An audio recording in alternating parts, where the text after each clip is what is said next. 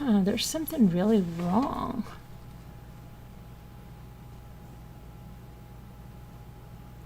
Doesn't have all my lives in here. It's so weird. Friday night's the sale. Then it doesn't have my live that we did. Hi, Isabel. Hi, everybody. I'm trying to go to there. I just want to see one thing here. One thing. Oh, no.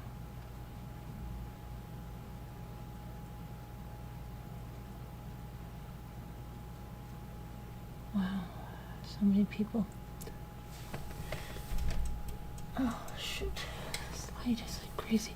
Let me go in here because there's a weird thing going on here. Where's my, last night, right? Let me just go over here to my true crime from last night. There it is. It's not showing in my Streamlabs, so something is wacky with Stream. Okay, I'll worry about it next time. Next time. Hi, everybody. Let's see. Busy day. Drove my daughter to the bus. Picked up 3 boys. Yes, 3 boys. They were at a friend's house, plus I have their friend who's like a brother. And then we went, picked them up at Walmart. We did the transfer. Then I had to get them something to eat, which was fun. They pumped the gas. Oh my gosh, this crazy situation happened. And it's so funny because the way that this guy came out, he laughed so much the way that Ray laughed. Because Ray laughed like with his whole heart and soul. He laughed a lot like me, like a lot of times when you can't even breathe. But he would get this smile. I have this one picture, it just embodies that laugh. And this guy came out who would probably have been about his age. And he was just with that same laugh. And I didn't know what was happening. So we went to the gas station. And as we go to the gas station, we pull right behind a white Toyota Sienna van. And Luke and the other little boy got out to pump the gas. And so they have my debit card, right?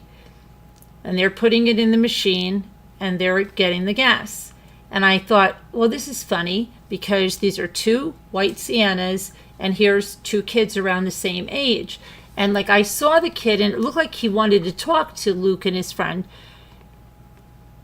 Anyway, the kids are out there and I go, why did you stop at $20, right? Because it only, and Luke goes to me, because it just stopped. I go, well, that's weird. Well, we have over a half. Let's just go. I just want to get out of here because it was raining like you couldn't believe. Of course, they're under the cover, the awning. But it was just a horrible night. It was dark. It was cold. It was crazy, right? So they go, okay. So they're getting in the car. And the guy from the gas station comes out and he's laughing. And he goes, they pump 3. And he's like laughing so much he can hardly get it out, what he's saying. Well, what it ended up saying, now listen to this one. Think about this. The other little kid went in to pay, because his mom was in there, $20 of gas. And I guess the guy said, what pump? And the kid said 3.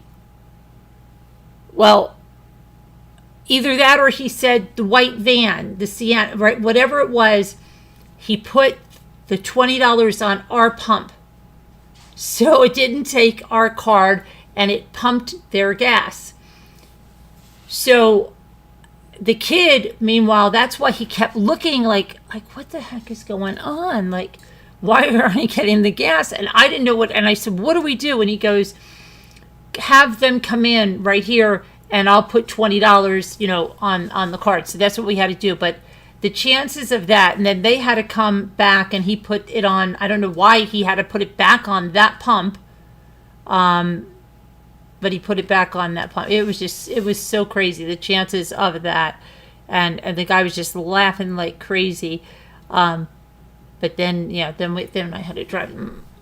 We had to go make the transfer with the kid's dad and everything, and it was just I've been rained on. My hair has been rained on so much. My daughter got on the bus. Thankfully, it wasn't crowded, because usually after a holiday weekend, it was like a ghost town. I don't know. It's not usually like that.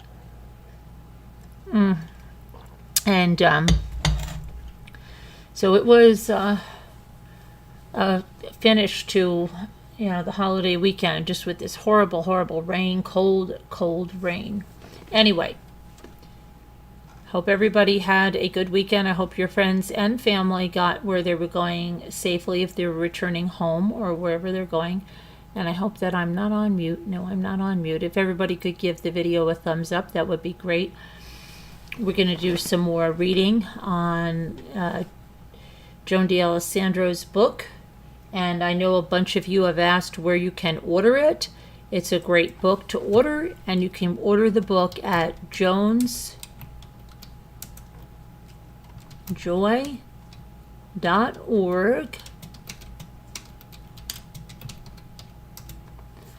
And it's an excellent book, and it comes that they have it on there in different versions, hardcover, softcover, etc., etc. Okay. And then my daughter today had me looking at planner videos. People make entire videos about washi tape and how to use it in your planner. She's dying to get me one of these. I forget, it's this Japanese planner. I'm like, I'm not much of a planner. I usually have planners and they stay empty. And I've got to remember, Tuesday I have an appointment that's very important. And I've got to put that down because I don't want to miss that. And I said I was going to put, she said, I'm going to post it there. I want to write that Tuesday. I'm going to write that somewhere. Carolyn, Tuesday, you have an appointment. Let me just put that here so I remember.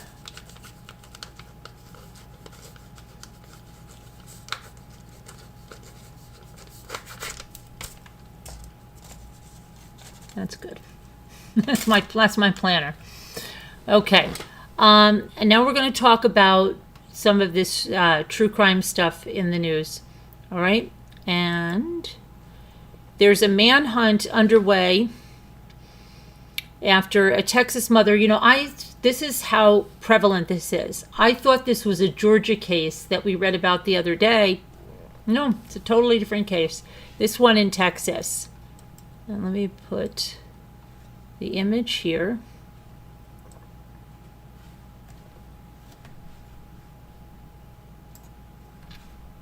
So this woman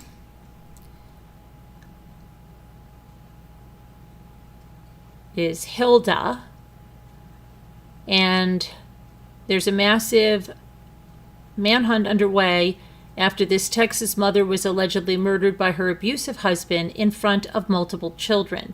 34-year-old Hilda Guerola was killed Tuesday afternoon at her home in Balch Springs, a suburb of Dallas. Investigators say that they believe Hilda's husband, 38-year-old Luis Pardo, stabbed his wife approximately 14 times after she told him she was ending their marriage. The attack allegedly occurred in the presence of young children, including one of their own. I just heard my sister scream 4 times, and I ran as fast as I could, said Maricela Guerola, Hilda's sister. Lewis had reportedly grown abusive and controlling, prompting Hilda to leave the home recently with the 3 young kids. On the day of the murder, Lewis demanded that Hilda return to the house where she went with family members to get her belongings. He was very upset because she decided to leave him, and he kept begging her, just give me one more chance, give me one more chance. And she would clearly tell him no, said another sister, Griselda Guerola. Investigators believe Lewis stole a pickup truck that was later found in El Paso. Lewis, who is not a U.S. citizen, is said to have relatives in central Mexico. The couple have 3 children, ages 3, 10, and 12, who are safe physically. Loved ones are raising money for Hilda's funeral. To report information about the case or Lewis's location, call Detective Sergeant Trauber at 469-853-2670. Very sad case, and much like so many that are just happening every day, every day, every day. And speaking of which,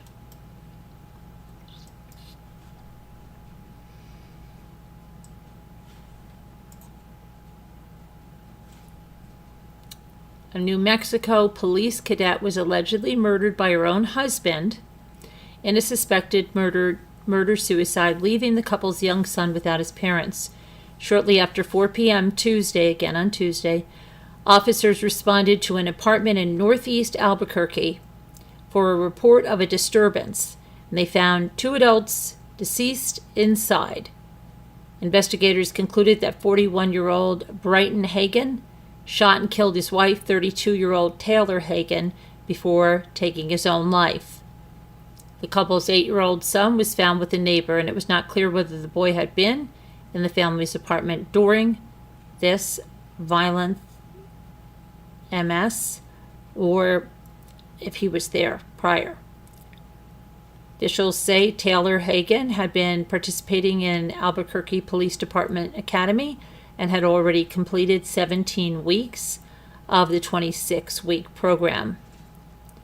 Taylor was working hard to meet the challenges of becoming an APD officer.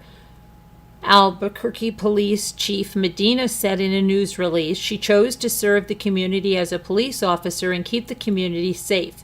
My sincere condolences go out to her family and loved ones on behalf of the entire Albuquerque Police Department family."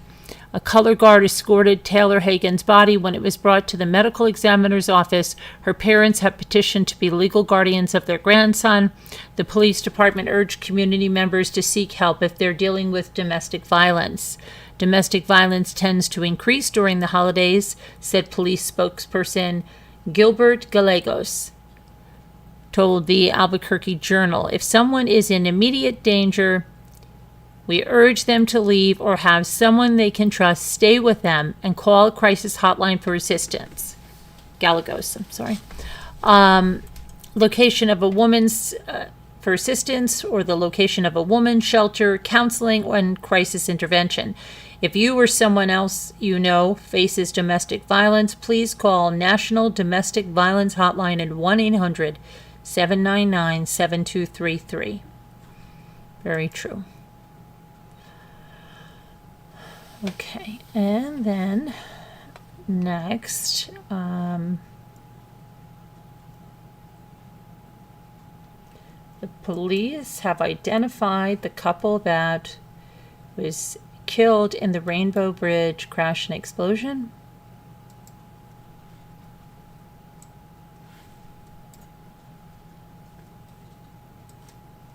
There we go. Investigators identified the couple who died in Wednesday's crash at Rainbow Bridge border crossing as Kurt P. Villani and Monica Villani. Oh, I knew Villanis. The Villanis were from Grand Island. Both were 53, Niagara Falls police said.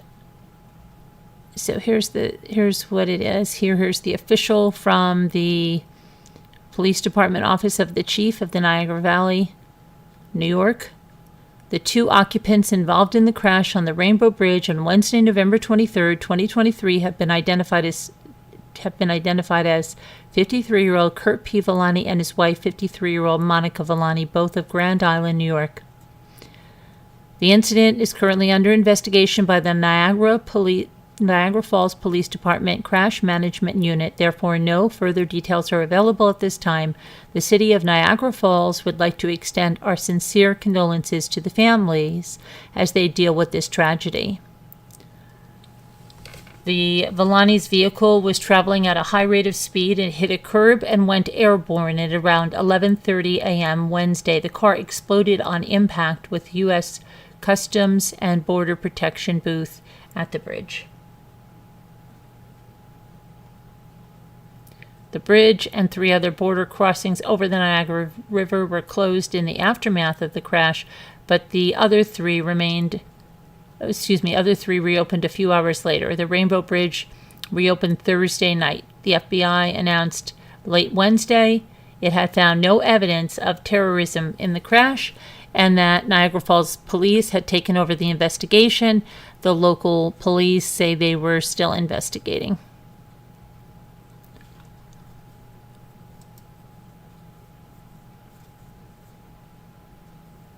Interesting.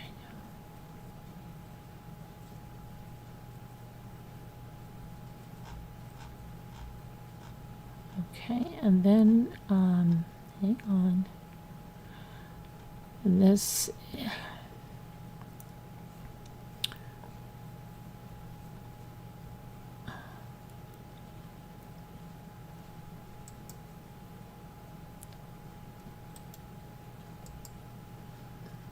okay, and then along the same lines as the first two stories, we have a Texas man who's charged with murder of his wife. She disappeared in May, and he has been charged 6 months after she disappeared with her murder.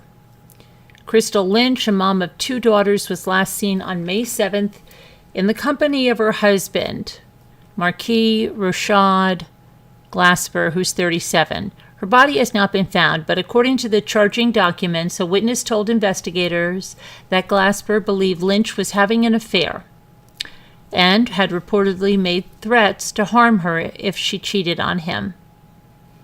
Detectives found Lynch's Jeep 2 weeks after she disappeared with what appeared to be blood in it. Investigators searched the couple's apartment in August and reportedly found more blood evidence, as well as 2 hammers and a box of ammunition. Detectives said they also found what appeared to be bleach dripping down the side of a bedroom wall.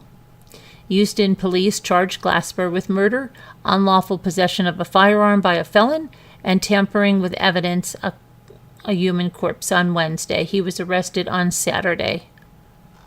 So, sad news there.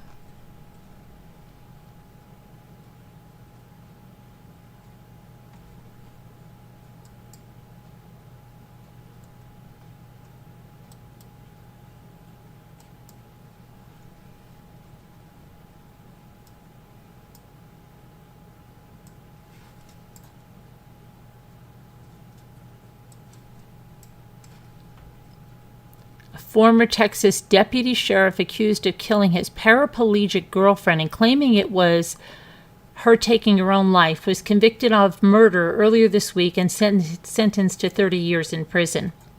The Denton County Criminal District Attorney's Office said that a jury found Jay Rotter, R-O-T-T-E-R, 39, guilty on Tuesday, and they sentenced him the next day in the murder of Leslie Hartman, who was 46, on August 20th, 2020.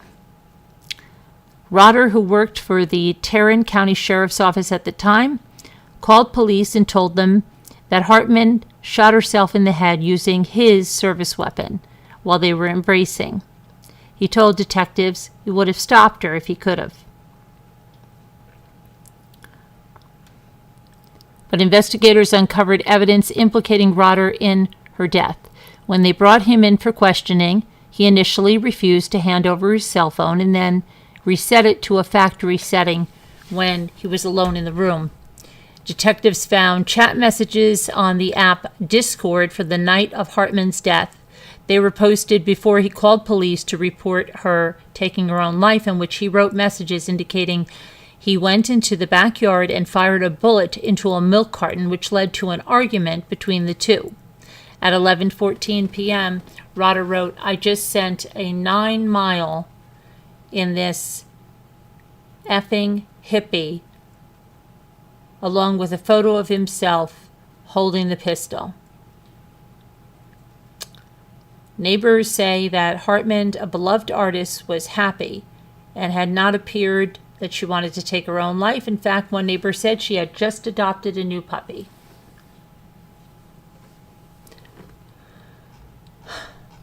Crazy.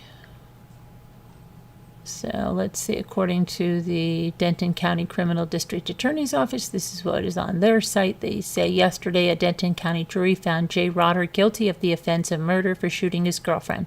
Today, that same jury sentenced Jay Rotter to 30 years in prison. ADAs Michael Graves and Sarah Wood prosecuted the case for the state of Texas. Detectives Rodney Mooneyham, David Bearden, and Thomas Potts investigated the case for the Denton Police Department. Special thanks to DA investigator Mike Sparby and victim intervention specialist Kissy Thomas for their assistance. Okay.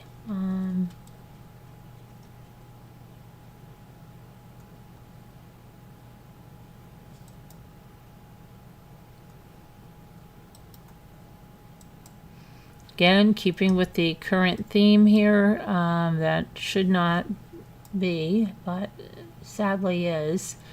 We have a Wisconsin man wanted for the death of his pregnant girlfriend in 2020, was arrested in Missouri. So this man's been on the run since his pregnant girlfriend was found dead and stuffed in a suitcase in 2020. He was captured this week in Missouri.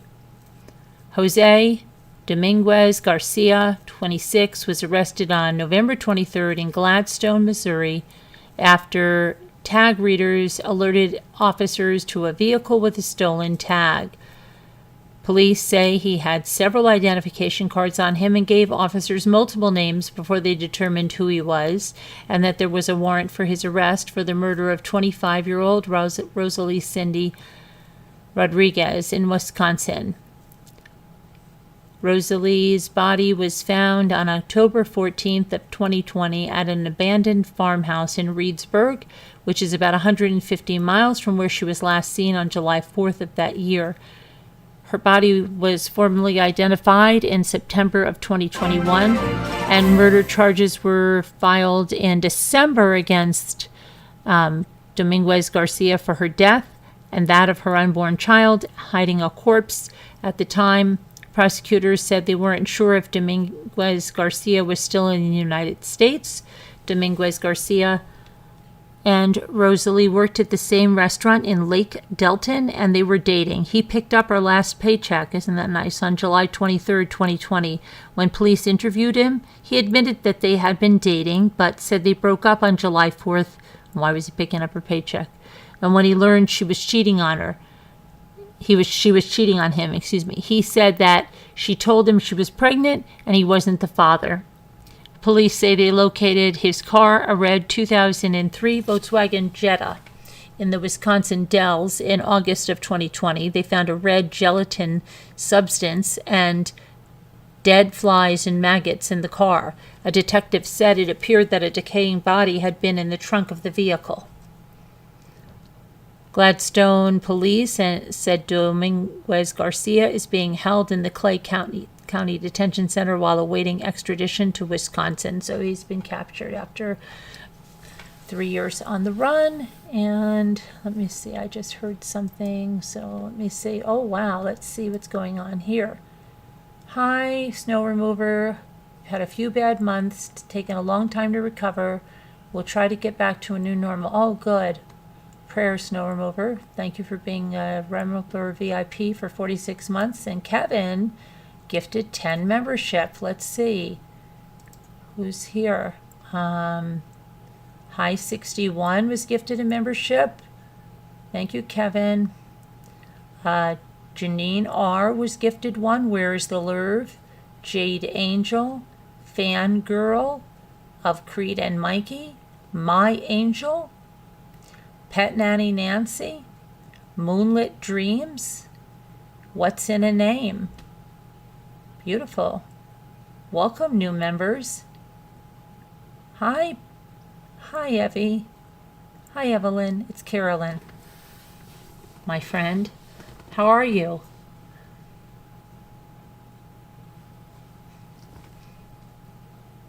I think Sharon is trying to get over the hurt. She's trying to swallow it up that she called you for the auction and you were gone.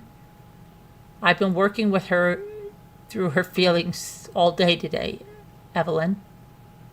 I think she's doing better. Kevin, is she doing better? Yeah. She's doing better.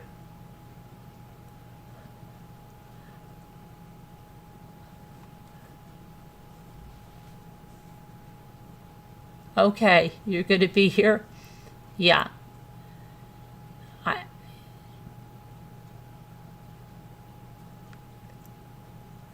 okay, now let me go over, and we still have more to do. Hi, K-Love. Did you change your name? Escape with K-Love. Where are we escaping to, K-Love? Key Largo? Montego? What about my feelings? I know, right? Everybody should get together and we can all talk about our feelings. Be very cathartic. Right? Right. Okay, let's back on it. Get back. Okay.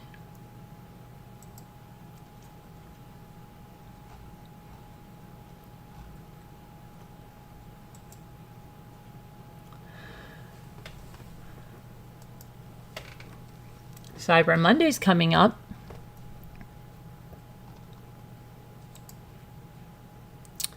Now we have I'm going to switch gears a little bit here.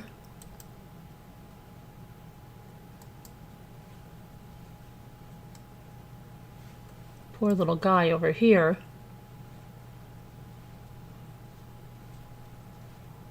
Look at that. A Colorado woman has been arrested for allegedly abusing a 2-year-old boy so badly part of his skull had to be removed to stop bleeding on the brain. Caregiver. Okay? McKinley Sloan Hernandez, 25, was arrested on Thursday after a warrant was issued for her arrest a day earlier. Okay? Family members wrote in a GoFundMe that Giovanni Reichert was life-flighted to a children's hospital on September 1st after he was harmed by the hands of a trusted caregiver and underwent emergency surgery. In the most recent update on Thursday, the family wrote that it was a rough Thanksgiving after another surgery on Wednesday and was uncomfortable and in pain on the holiday. The boy's mother, Stephanie Reichert, said she was concerned about the impact of Giovanni's injuries on his recovery. He doesn't like strangers, and now he doesn't like the nurses and the doctors. He doesn't let anybody touch him. We have to do everything for him in there. Hernandez is being held on a $100,000 bond. Hold on one second. And so I hope and pray he's okay. That is horrendous, whatever she did to this poor little kid.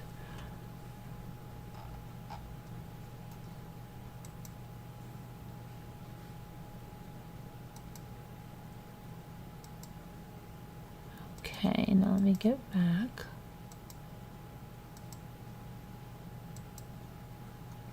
Okay.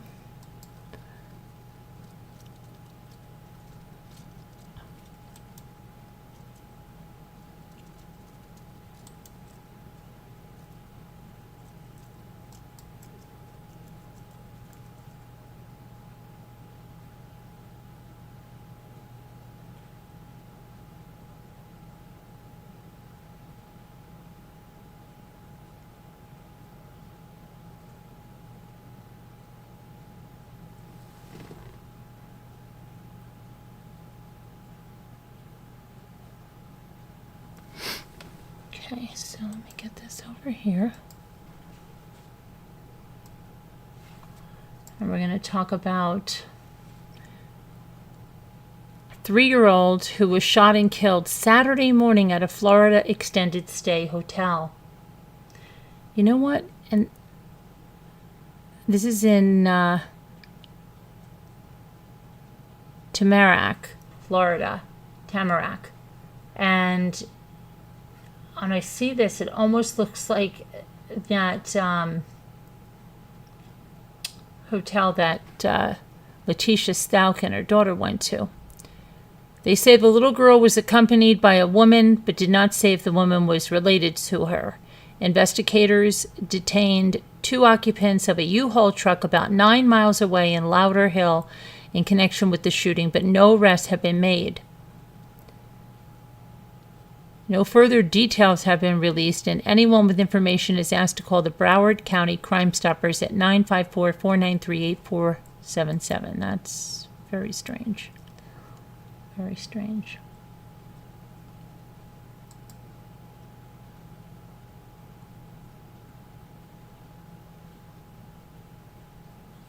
Okay, hang on about this one. Let me just do something right here.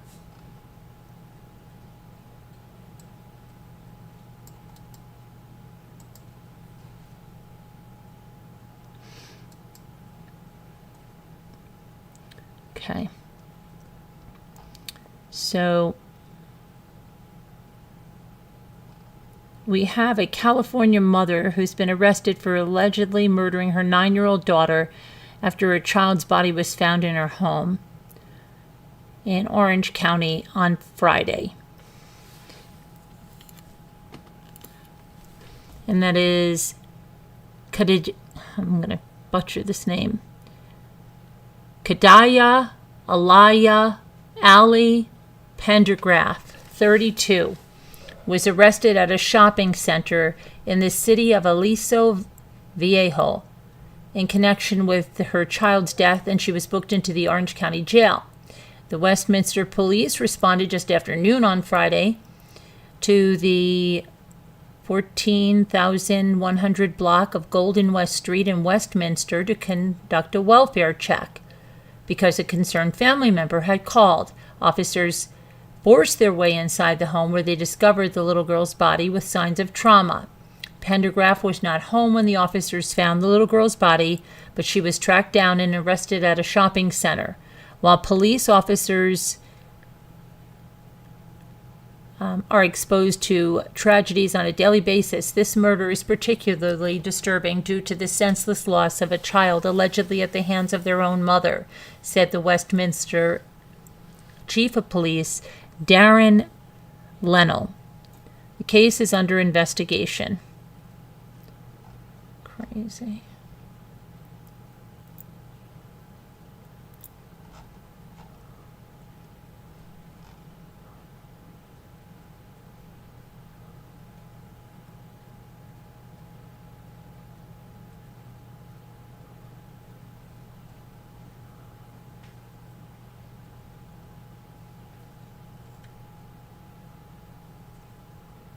Okay, now we're going to talk about something we talked about the other day, which was the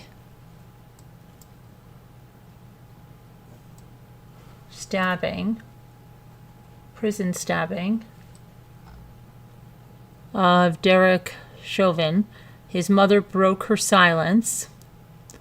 So the family of the disgraced former police officer, Derek Chauvin, claimed they were kept in the dark about the details of his prison stabbing that required employees to perform life-saving measures.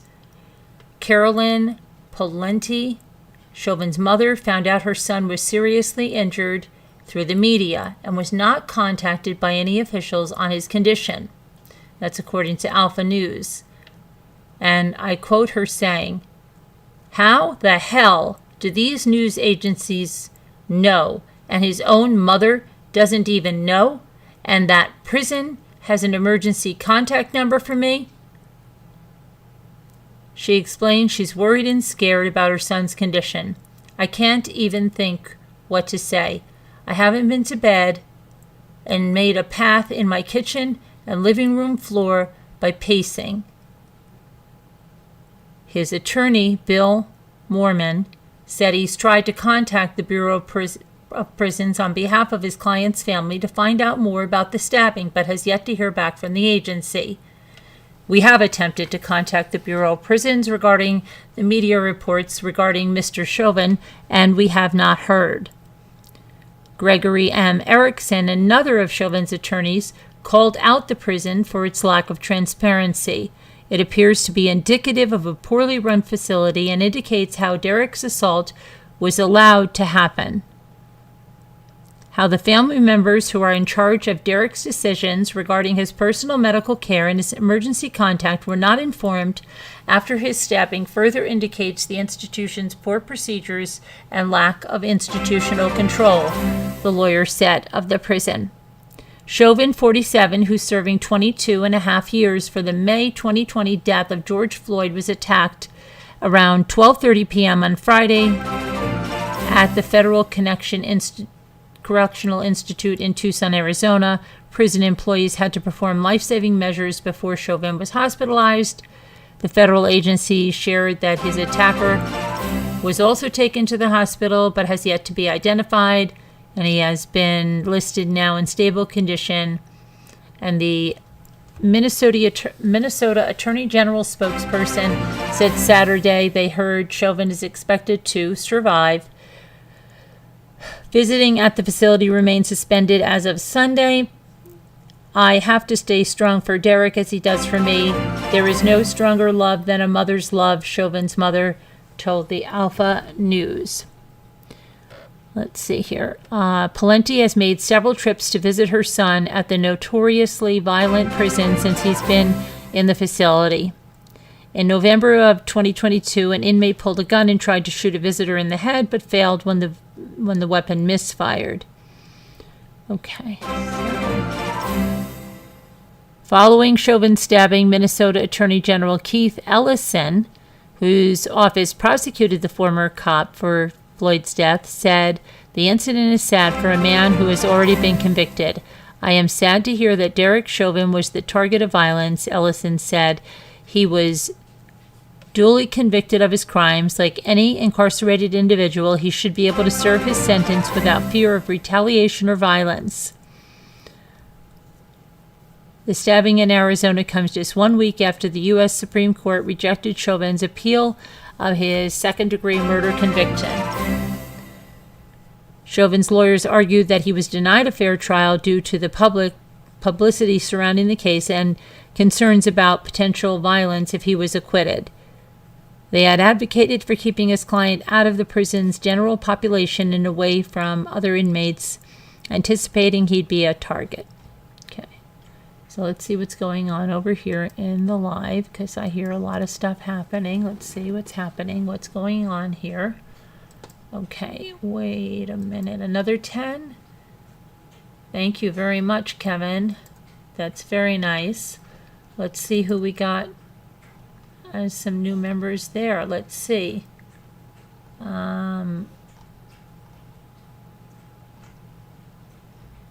are they? Oh, here they are. Okay. So Eva Pole. Hi, Eva. Pitbull Sleuth. Hi.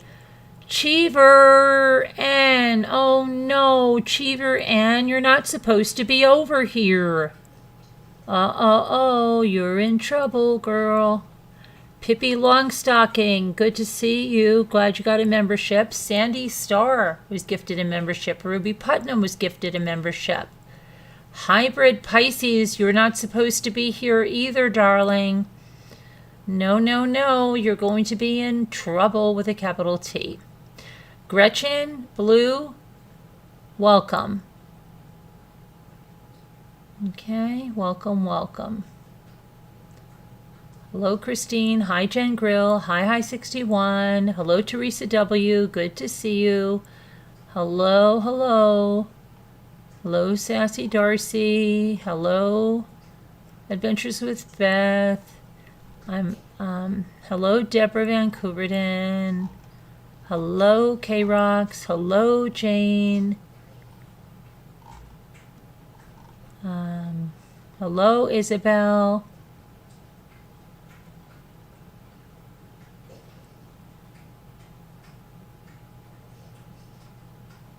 Margot, Linda, with a Y, Liza Ward. Who else did I miss? Oliver, good to see you. Oliver. Let's see here. K-Rox, I have to show the gift she gave me.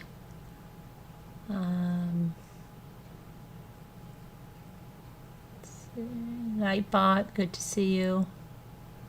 Adventures with Beth.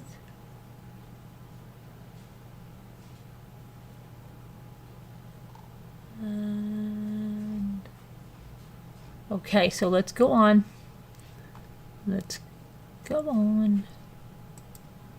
Thank you again, Kevin. Okay. Let's see.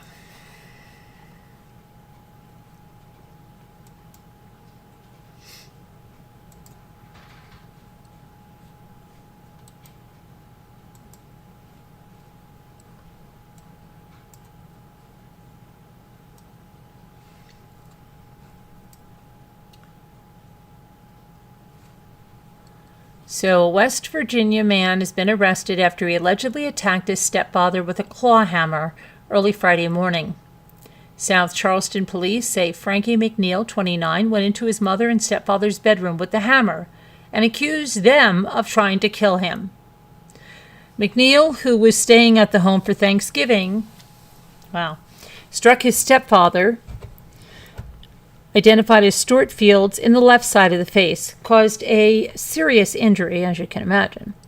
McNeil has been charged with assault and battery and is being held in the South Central Regional Jail on $10,000 bond. That's some Thanksgiving after morning, right? Yeah, great. Wonderful. Wonderful.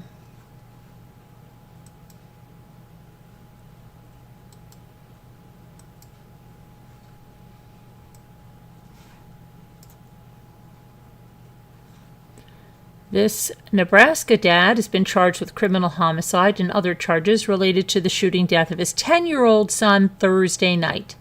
Omaha police arrived at the home at around 11:30 p.m. for a report of a shooting and found the boy, Kendrick McDonald, suffering from a gunshot wound. He was rushed to Nebraska Medical Center where he died. Unbelievable. The boy's father, 47-year-old Will McDonald, has been charged with criminal homicide, the use of a weapon, and prohibited possession of a firearm. He's being held without bond.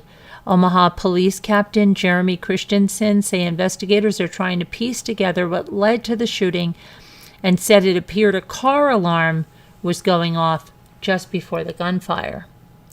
Obviously, we're still pretty early, Christensen said. We do know that there was allegedly a car alarm going off, and for whatever reason, the suspect father went outside to maybe investigate that. We're not 100% on that, but we are receiving information that a car alarm was going off. As to exactly what transpired and the why of it, we're still trying to piece that together. Christensen said a handgun was recovered at the scene, but he declined to say how many times the boy was shot. He said that there were other children in the house at the time of the shooting, but it wasn't clear if the mother was present.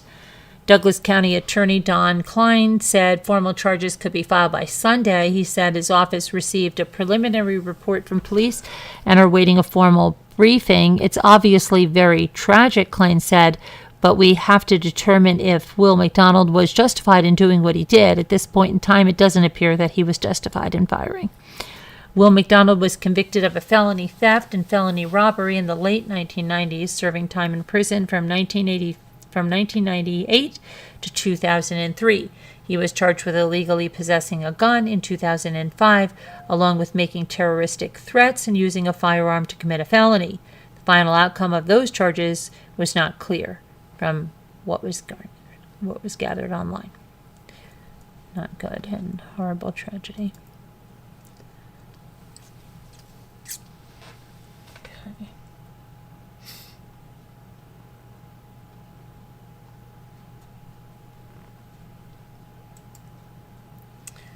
Okay, and we're going to go to Michigan now. Michigan, where a driver attacked an officer during a traffic stop. A Michigan police officer is recovering after he was attacked by a 20-year-old man during a traffic stop in Melvindale. The unnamed officer pulled over a black Kia Forte on Tuesday night after he saw it speeding and running over a construction cone. And once he got the vehicle stopped, he asked the driver for his driver's license, only to be told he didn't have it on him and to go look him up. When the officer asked for the proof of insurance, the driver became verbally hostile and began reaching around inside the vehicle. The officer asked him to turn the vehicle off and hand him the keys. The driver refused to do so and instead began putting up the windows. The officer retreated to his patrol vehicle and called for backup using his public address system to order the man to lower the windows. He refused several orders before finally lowering the driver's side window, but he refused to get out of the car.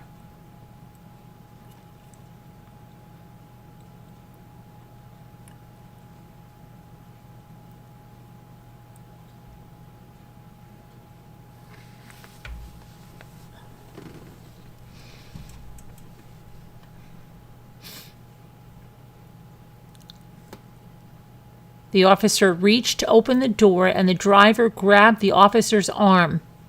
The door opened, and the driver attacked the officer, kicking him multiple times and grabbing his duty vest. Backup arrived, and the officers were able to place him in handcuffs and take him into custody.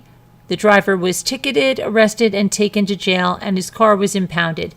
Police did not identify him or say what charges he faces. The officer sustained injuries to his legs and was taken to the hospital for treatment.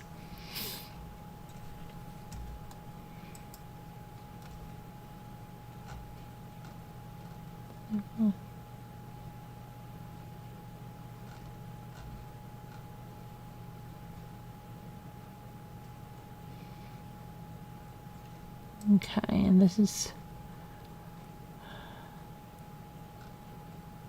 Now we have the teenage son of a homeless advocate is accused of killing a homeless man in what they believe is a revenge attack for attacking his girlfriend. Authorities allege that around noon on Wednesday, 15-year-old Thomas James Mirajos shot and killed 39-year-old Jeremiah Waylon Hawkins in Pottstown, Pennsylvania.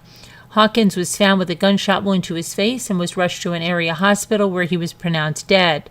The shooting came after Thomas James accused Hawkins of essaying his 16-year-old girlfriend in July, but the girl's family did not cooperate with police and did not want to press charges. As medics were tending to Hawkins, Thomas James is said to have yelled, "He's an artist. Don't be sorry for him. He arred a 15-year-old girl. Don't help him." Footage from security cameras shows that Thomas James argued with Hawkins just before the shooting. Police recovered a .40 caliber semi-automatic gun at the scene, located less than a block from the city's police department. Thomas James allegedly threw the gun away and then attempted to flee, but bystanders prevented him from leaving. Officials determined that the gun used in the shooting is owned by Thomas James' father, Tom, who is the executive director of the Pottstown Beacon of Hope, which works to provide shelter to unhoused members of the community. The only comment I have is that it was a tragedy, and my prayers go out to Hawkins' family. The younger Narajos was being held without bail as of Saturday. He faces adult charges of first-degree murder, third-degree murder, minor in possession of a firearm, and possession of an instrument of crime. Pottstown is about 40 miles northwest of Philadelphia's city center. Crazy. Hey, K-Love. Good night. Time for bed. Thank you for being a rambler for 7 months. See you later. Have a good sleep. Okay.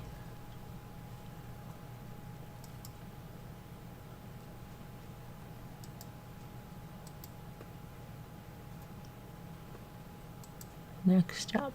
Next.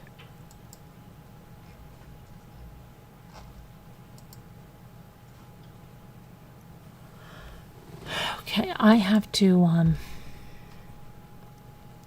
about that?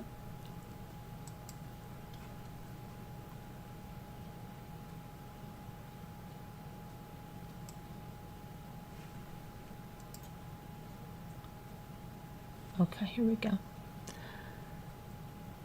A Long Island teenager faces multiple criminal charges after he allegedly stabbed a New Jersey high school student in the heart outside a Manhattan axe-throwing bar early Thanksgiving morning. Authorities allege that around 1:50 a.m. Thursday, 19-year-old Gianluca Bordone stabbed 17-year-old Rocco Rodin and his older brother in front of the Live Axe bar in Chinatown. The teenagers had been at a private party in the establishment and continued drinking outside on the street when the fight broke out. Medics rushed the brothers to Bellevue Hospital, where Rodin died around 8:45 a.m. An autopsy found that he suffered a 6-inch stab wound, which struck his heart's left ventricle. Meanwhile, Bordone fled the scene, but police later apprehended him wearing a blood-coated vest.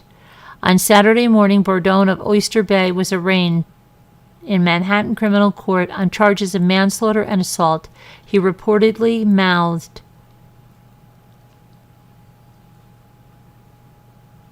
"Oh my gee," when the prosecutors told the court that Rodin had died.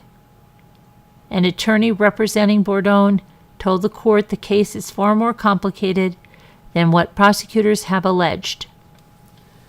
What was not discussed in the chaos and mayhem that surrounded the entire incident, including what my client was subjected to, which again, not on surveillance video, not discussed by prosecutors, where he was pummeled repeatedly, defense lawyer Warren Quaid told the court. A judge sent Bordone's bail at $4 million. On social media, Rodin's father said he feels broken inside. "I have no words, that he was murdered in cold blood. Life will never be the same without him." Rodin was a junior at St. Joseph Regional High School in Montvale, New Jersey. Oh my gosh, I lived in the next town, where he played football as an offensive lineman. The team's former coach, Dan Morangi, oh my gosh, I know him too, said Rodin will be missed. "Just last week, he and I were cracking jokes, talking about the off-season and the next season," Morangi told NorthJersey.com. "Rocco came to us after his freshman year and was immediately welcomed not only by the football team, but by the larger school community. That shows the type of young man that he was. He was loved and loved by everyone." Wow. So, two brothers were, oh my gosh, let me see something here.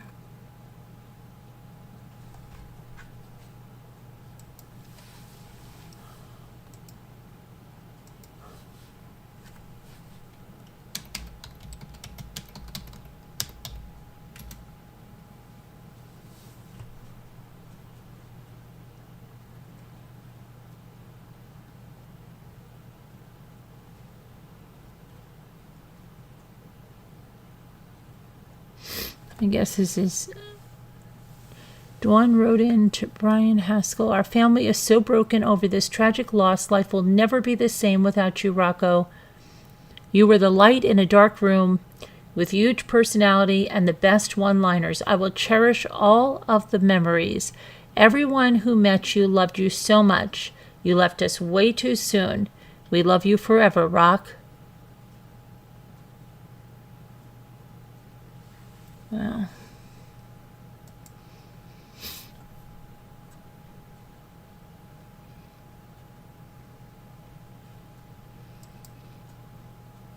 Crazy. St. Joseph's. Oh my gosh. Of course, St. Joseph's. I know. Oh my gosh. I know St. Joseph's very, very old.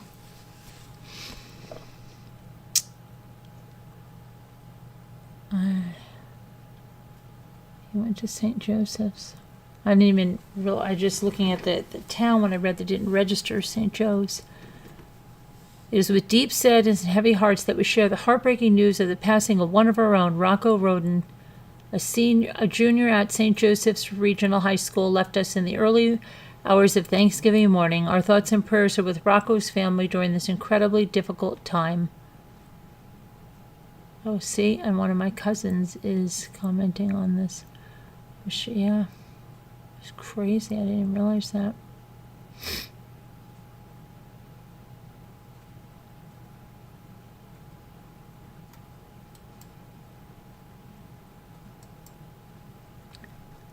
Okay, and his 19-year-old brother was injured in this. And this is where stabbing happened here. Thanksgiving morning in Lower Manhattan turned tragic as a teenager's life was lost and another altered in a stabbing incident that unfolded around 2 a.m., claiming the life of 17-year-old Rocco Rodin and leaving his 19-year-old brother injured after a violent altercation at the intersection of Lafayette Street and White Street. The distressing clash led to both brothers... Wait a minute.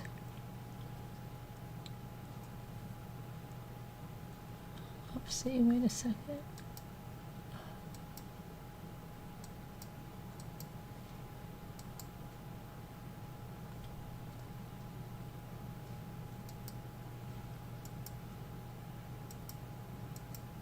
I hate when they do that with this crazy stuff. Okay, so it was an axe throwing venue, I'm sorry. And they were at a private party at the axe throwing venue. Family is broken. Let's see. Father of the teen football star murdered in late night stabbing says son was destined for greater things. He had dreams. He had a path. Very mature, very independent person. He was a man at 15 years old. New Jersey football star Rocco Rodin, 17, fatally stabbed on pre-Thanksgiving New York City night out, was biggest protector. Family is broken. He died in his brother's arms. Oh, boy. Leaving the Live Axe NYC restaurant. Suspect Gianluca Bordone, 19, of Long Island, arrested.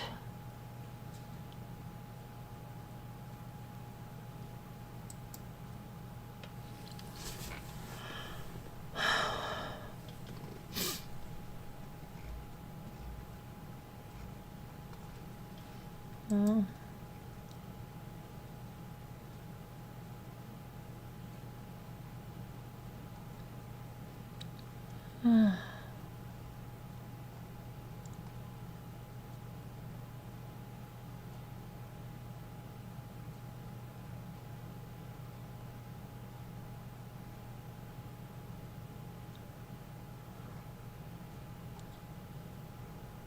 Let me see here.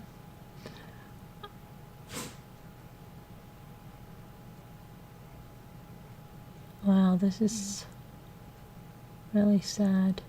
Tributes pour in for St. Joe's football player fatally stabbed in NYC. My nephew went to St. Joe's.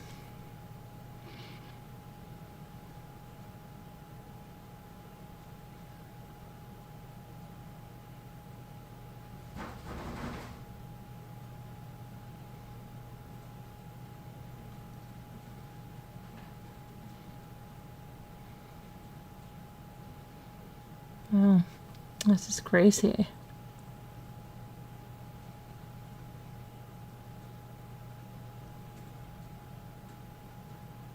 I'm just trying to see if there's... And apparently in court, you know, he learned, he didn't even know, apparently, that this young man died. And...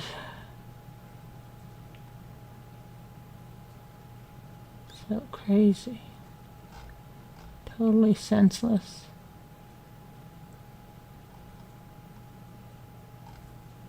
Senseless stuff. Okay, I didn't even know when I was looking at this that it was so close to home there. Okay, so let's go on here, and there was another thing I wanted to see, to look up about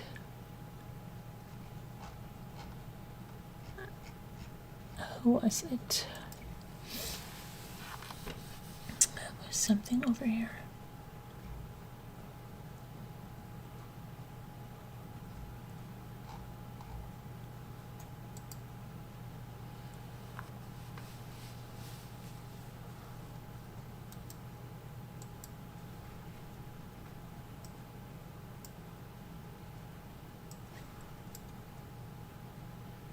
Over here next we have a 10-year-old boy from Texas who vanished after his mother was found murdered inside their home has been found in Mexico and reunited with his family back in the United States.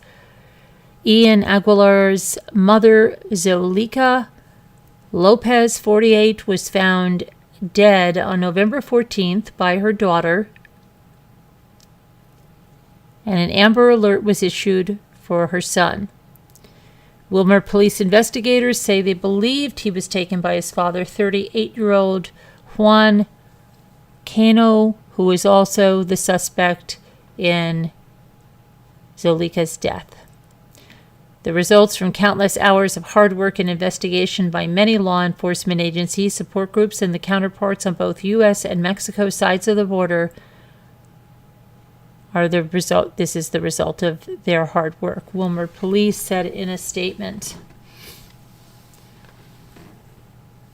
Aguilar was reunited with his sister, Zuri Lopez, and other family members on Saturday. Aguilar Cano is still wanted for Zolika's death. Investigators say, don't say if they believe he is in Mexico or in the United States.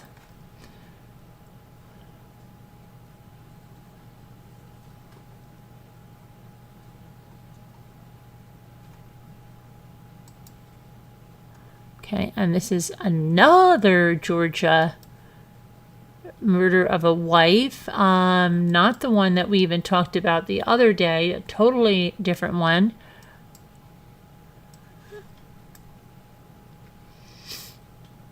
Which a Georgia man has been charged with murder after he called police and reported the death of his wife as a possible that she took her own life.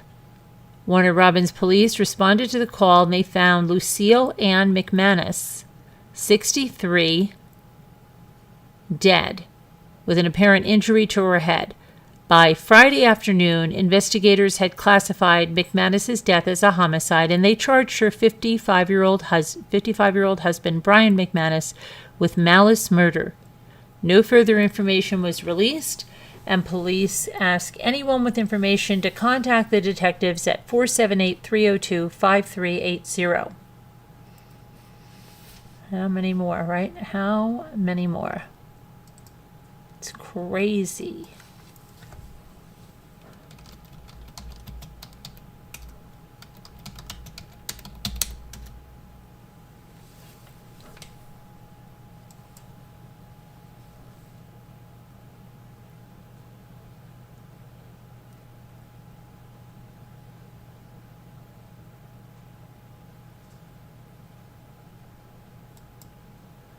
Okay, now a little more about Oscar Pistorius. Pistorius, let me get this here. Where Riva Steenkamp's mother says she's not convinced that Oscar's been rehabilitated after he's been granted parole. In a victim's impact statement, June Steenkamp said she would potentially be concerned for the safety of any woman who comes into contact with him. Riva Steenkamp's mother says she is not convinced Oscar Pistorius has been rehabilitated after news broke this week that her daughter's murderer is set to be released from prison on parole in January of 2024. On Friday, June opened up in a victim's impact statement and urged the parole board panels to take measures towards fairly evaluating an inmate's rehabilitation by determining whether the convicted is truly remorseful. And I quote her saying, "At this time, I am not convinced that Oscar has been rehabilitated. Rehabilitation requires someone to engage honestly with the full truth of his crime and the consequences thereof. Nobody can claim to have remorse if they are not able to engage fully with the truth. If someone does not show remorse, they cannot be considered to be rehabilitated. On Valentine's Day in 2013, Oscar fatally shot his girlfriend, Riva, multiple times through a closed bathroom door. The double amputee, who earned the nickname Blade Runner and made history in 2012 as the first para-Olympian to compete in the Olympics, shot the law graduate and model at his Pretoria, South Africa home. During his trial, Oscar admitted to shooting Riva 4 times, but claimed that he mistook her for an intruder.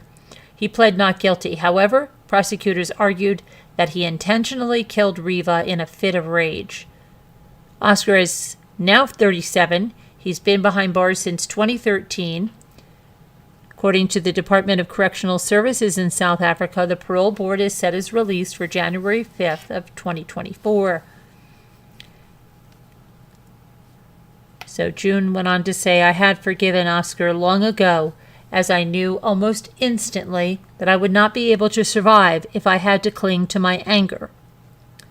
I do not believe Oscar's version that he thought the person in the toilet was a burglar. In fact, I do not know anybody who does. My dearest child screamed for her life loud enough for the neighbors to hear her.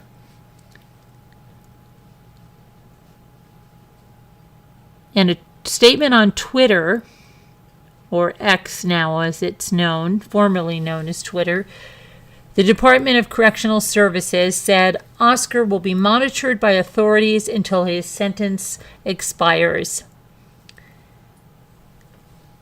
June did not attend Friday's hearing and said, I simply cannot muster the energy to face him again at this stage. She didn't oppose Oscar's early release, but questioned whether he had truly dealt with huge anger issues while in prison. She added that she would be potentially concerned for the safety of any woman who comes in contact with him, and I quote her again, saying, I do not know which rehabilitation programs were attended by Oscar while he was incarcerated, but I sincerely hope that his rehabilitation included psychotherapy to deal with his temper and abusive behavior towards women. I also hope that specialist criminologists were engaged to assist in compiling a psychological profile that would assist in determining his risk for recidivism. She went on to say that her husband, Barry, who was also Riva's father, died in September of 2023 after suffering a stroke, which she describes as a further blow to her family. I have no doubt that Barry died of a broken heart. No parent should have to bury a child, and most certainly not in the circumstances that prevailed in the demise of Riva. I miss my partner and confidant dearly. The fact that he is reunited with Riva offers some respite, but does not ease the terrific sense of loss that I have to come to terms with. Despite the loss of her daughter and husband, June expressed gratitude for having been a mother to Riva, whose name and demise continue to raise awareness around gender-based violence worldwide. Were our dreams for Riva fulfilled? Of course not. We realized we were blessed as our daughter left us memories we could only be proud of. The massive hole left in our future can never be filled by anyone else.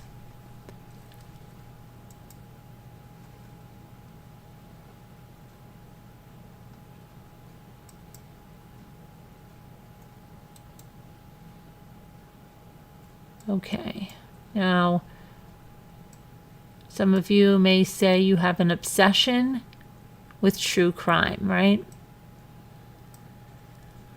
Well, be careful because you don't want to end up like this woman.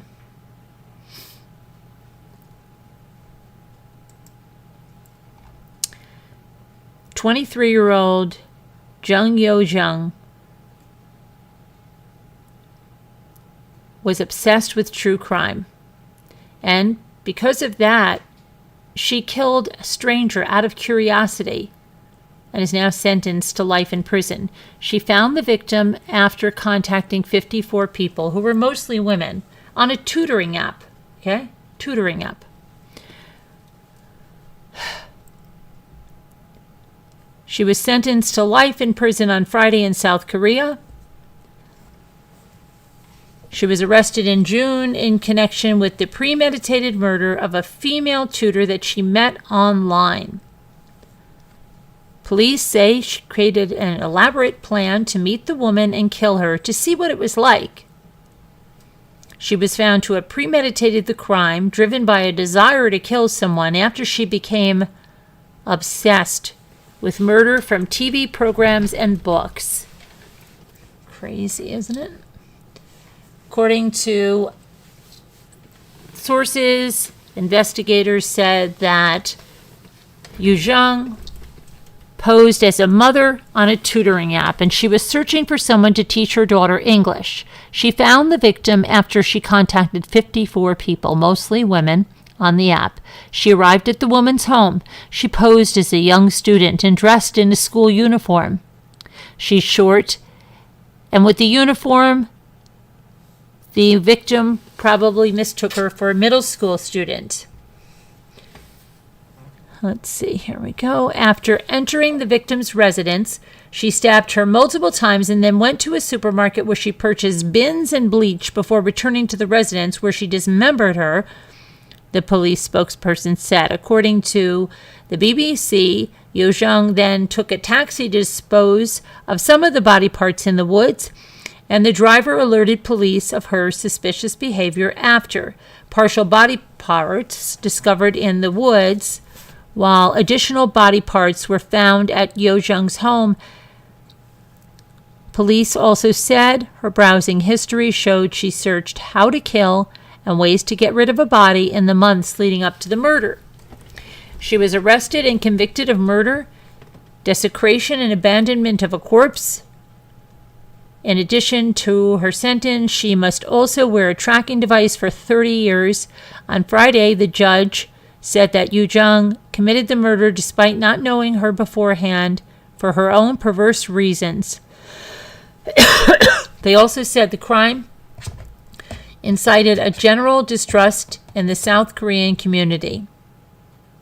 The victim has never been publicly identified, but she was 26 years old. Unbelievable.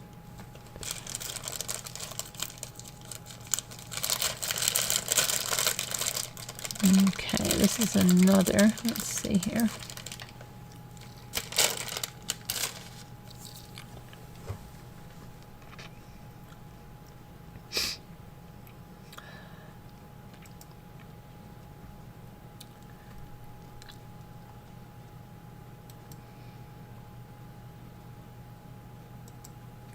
This is crazy.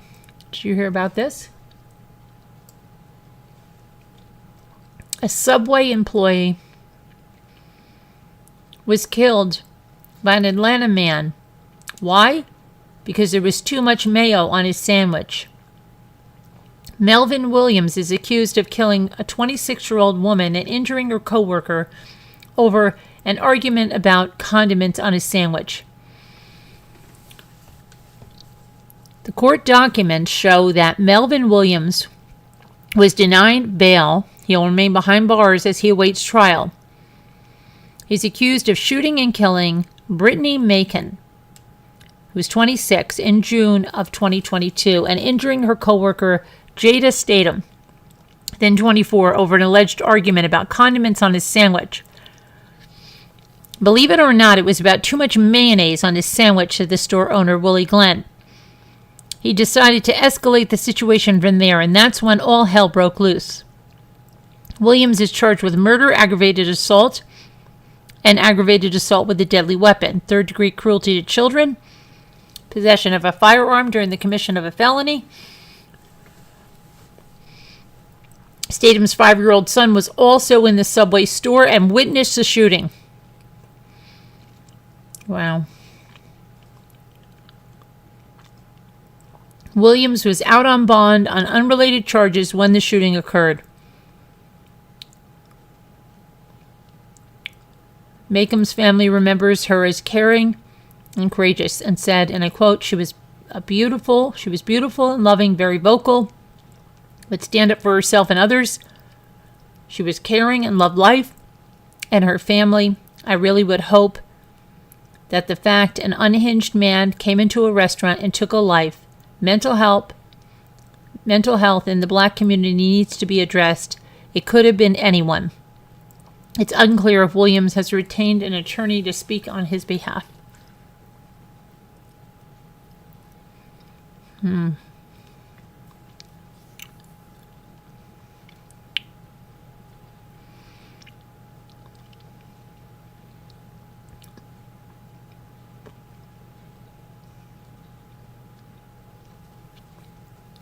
see what else we have here.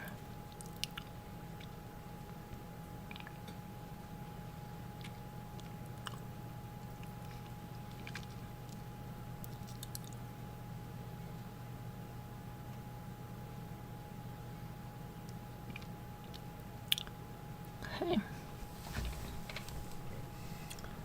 All right.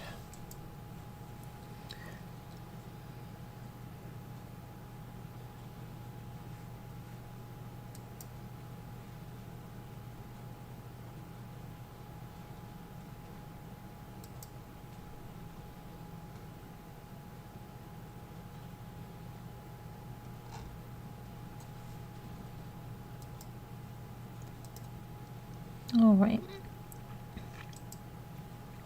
So let's see. Hi, little lady.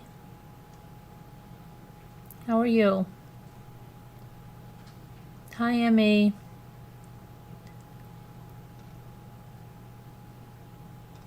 Okay. Let's see what else we got here. Let's see if we got. We're also going to check what trials we have coming up and what's going on now. Let's see.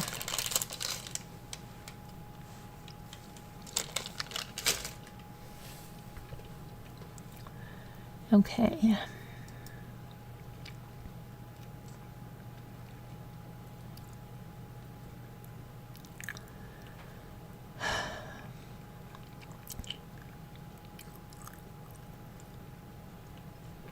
Let's see what I just saw here.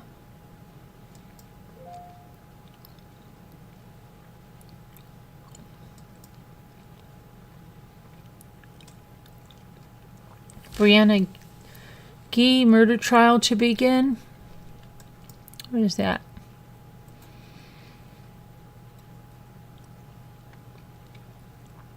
Two teenagers will go on trial, later accused of the murder of transgender teenager Brianna Gee. Brianna, 16, was found with fatal... Okay, hold on. Let me just get a picture of her. There we go. Oopsie.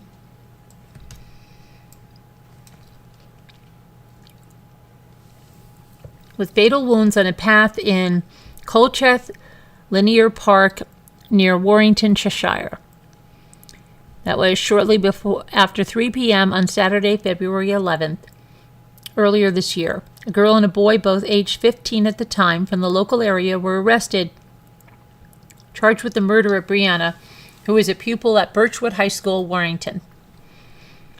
Both defendants, now aged 16, will appear at Manchester Crown Court later on Monday for the start of their trial, which is expected to last between 3 and 4 weeks. Both deny the murder. Neither accused can be named by the court because of their age and are identified only as Girl X from Warrington and Boy Y from Lee, Greater Manchester. Both are held in secure youth accommodation. A jury is expected to be selected later on Monday before the trial begins, before Justice Yip. Okay, so that's...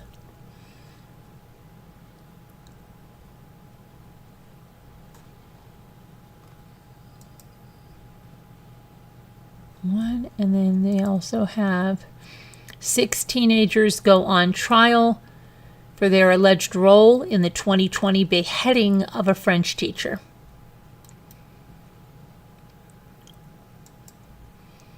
Unbelievable.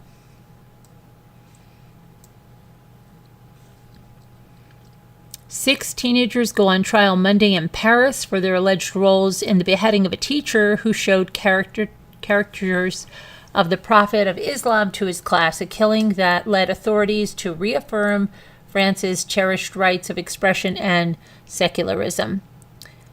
Samuel Paty, a history and geography teacher, was killed on October 16, 2020, near his school in northwest Paris suburb by an 18-year-old Chechen origin who had become radicalized. The attacker was in turn shot dead by the police. Patty's name was disclosed on social media after a class debate on free expression during which he showed caricatures published by the satirical newspaper Charlie Hebdo, which triggered a newsroom massacre by extremists in January of 2015. All hearings at the Paris Juvenile Court are to be held without media in accordance with French law regarding minors. Among those going on trial is a teenage girl who was 13 at the time and is accused of making false allegations for wrongly saying that Paty had asked Muslim students to raise their hands and leave the classroom before he showed the cartoons. She later told investigators she had lied. She was not in the classroom that day, and Paty did not make such a request, the investigation has shown. 5 other students at Paty's school, then 14 and 15, are facing criminal conspiracy with the aim of preparing aggravated violence to be committed. They are accused of having waited for Paty for several hours until he left the school and having identified him to the killer in exchange for promises of payouts. The investigation established that the attacker knew the name of the teacher and the address of the school, but he did not have the means to identify him. All 6 teenagers are facing 2.5 years in prison. The trial is scheduled to end on December 8th. 8 other adults are to be sent to trial later. They include the father of the teenage girl charged with false allegations. At the time, he had posted videos on social media that called for mobilization against the teacher. A radical Islamic activist who helped him disseminate the virulent messages naming Paty has also been charged. The trial comes 6 weeks after a teacher was fatally stabbed and 3 other people injured in a school attack by a former student suspected of Islamic radicalization. The killing, in a context of global tensions, led French authorities to deploy 7,000 additional soldiers across the country to bolster security and vigilance. Okay, so that is another trial going on, and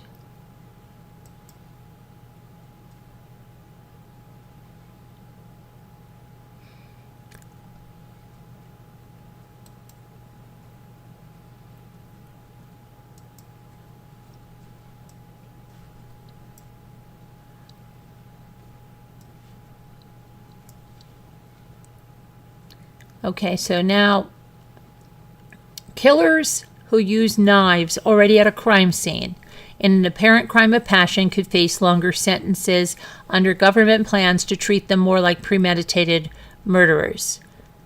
Justice Secretary Alex Chalk has launched a consultation to determine whether the starting point sentence for those who use weapons already at a crime scene should be increased from 15 years. It follows a campaign by the mother of Poppy Waterhouse, who was killed by her boyfriend, Joe Atkinson. She was stabbed more than 70 times with a knife from their kitchen in their flat in Leeds. Atkinson pled guilty to murder and was jailed for a minimum of 15 years and 310 days in prison. But if he had taken his weapon to the scene, deemed an aggravating factor, he would have faced a minimum of 25 years. Poppy's mother, Julie Devi, says that the 10-year sentencing difference is insulting to victims of domestic homicides, the majority of whom are female.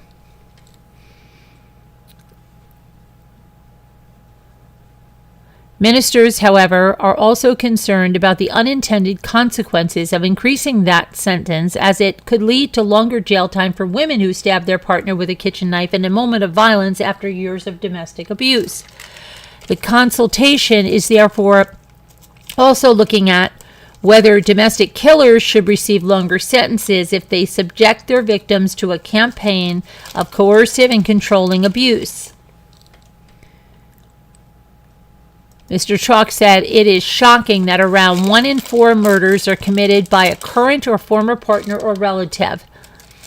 The government has already gone further than ever to protect women and girls with tough new protection orders plus laws to ensure abusers and killers spend longer behind bars. To make sure sentencing policy is meeting the threat, it is right to review this complex landscape so this scourge of violence against women is tackled as coherently and effectively as possible. Every year, around 90 people, overwhelmingly women, are killed by their current or ex-partner, with most of those murders taking place in the home. When a weapon is used, only a kitchen knife, it is normally already at the scene.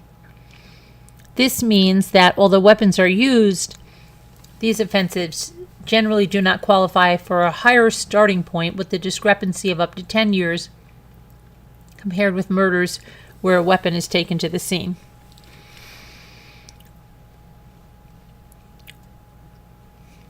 So, let's see what happens over there in the UK.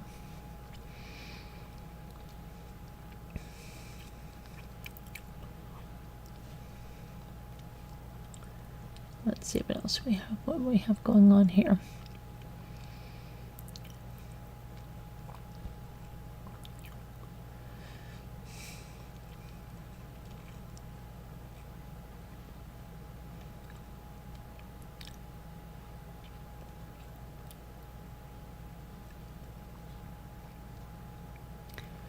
Trying to see if we have anything that I see going on over here.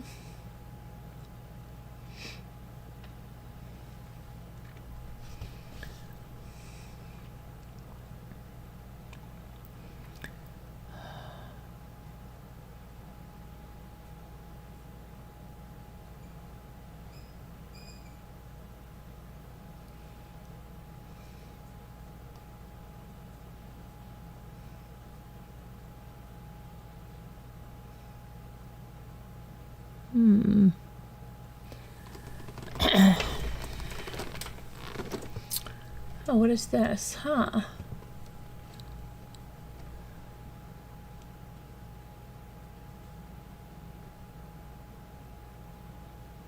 I don't understand why we're getting... Excuse me a moment. Excuse me a moment.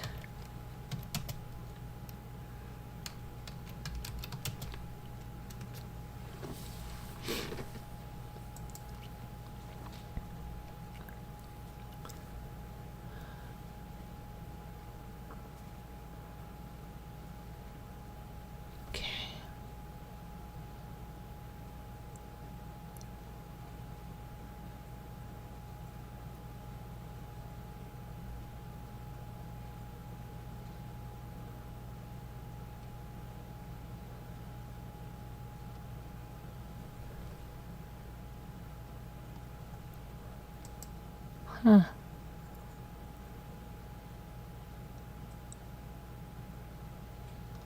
Oh, wow.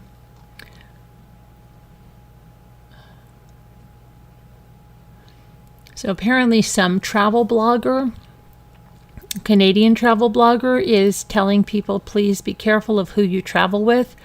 She recently went on a trip to Iceland,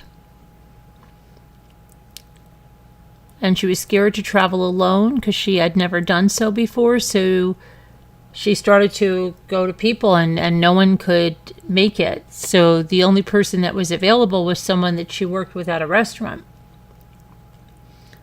She said they weren't best friends, they were acquaintances, but, you know, they're going on a trip. She needed someone to go with her, thought it was okay. And On the first night there, her colleague was arrested by 6 or 7 police officers in their hostel.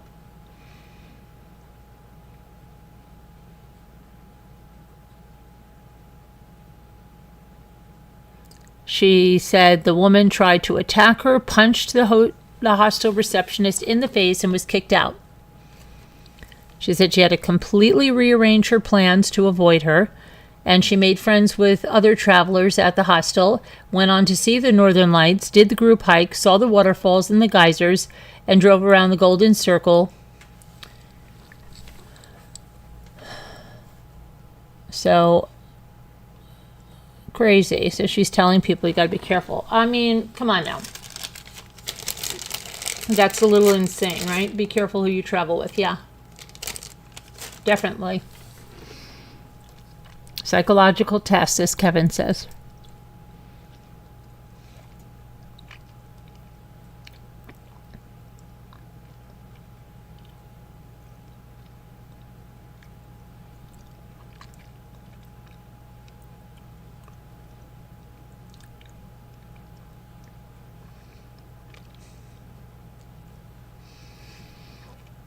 Let's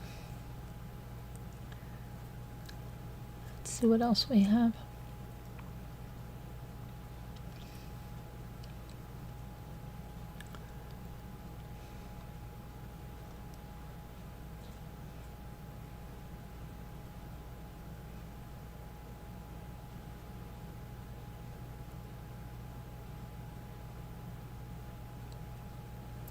Wow, a New York City carriage horse broke free, ran into 4 parked cars after becoming agitated.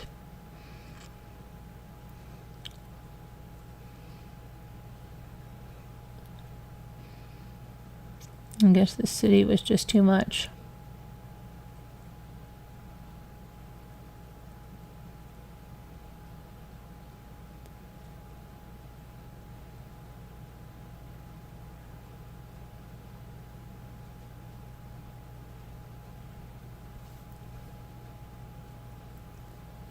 Anything else? Top Shop. Okay. Yeah, Cyber Monday. Let's take a look at anything that's going on Cyber Monday wise. Cyber Monday deals. Cyber Monday. Okay. So what do we have on Cyber Monday? Cyber Monday. Let's look at some of the best Amazon Cyber Monday deals. Let's see what they're going to be.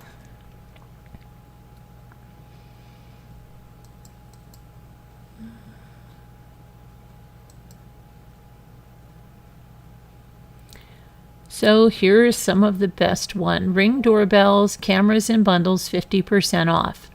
Breville kitchen appliances, 20% off. Big deal. Premium Beauty from Grande Cosmetics, The Face Shop, 40% off. Lego Harry Potter Hogwarts Express Collector's Edition, 30% off. I used to find the greatest deals just like on Amazon, just by going around, especially like what's in the toys. And it happened by mistake when Ethan was a little kid and I saw something, I bought him. It was like, went from like $30 to $4, and then I was able to find all these great deals. I feel like you never get those anymore. It was just crazy. I used to get in the greatest trucks. I used to just watch them, and sometimes they would just go down for like 6 hours. It was crazy back then. Up to 30% off KitchenAid, stand mixers, blenders, toasters, and more. Bose headphones, 40% off, up to 40% off. Let me go to the KitchenAid.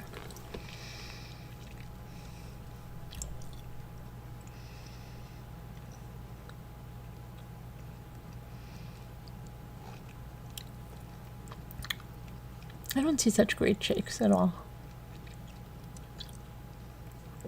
These stand mixers always go for this price when they're on sale. I'm not finding anything there at all.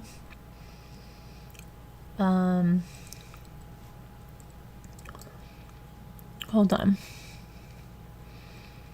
Breville is only 20. See, I'm just not finding it. I'm not finding it.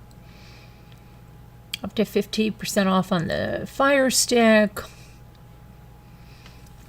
You know what? Someone said something about the GoPro Hero. Ethan really wants a GoPro for his fishing channel. Let me see here. Said that GoPro Hero 10 black, just $249. Then there's $100 off a Hero 12 bundle at GoPro itself, Hero 12, and I heard there was a deal at Best Buy. So I mean, this is $50 off. Hero 12 black is on GoPro. That's nothing. Come on, please. And then let's see what Best Buy has.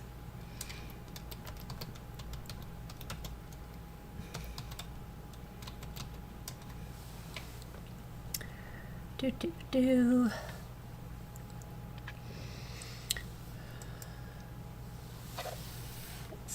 see. I believe they had $100 off or something. I don't know.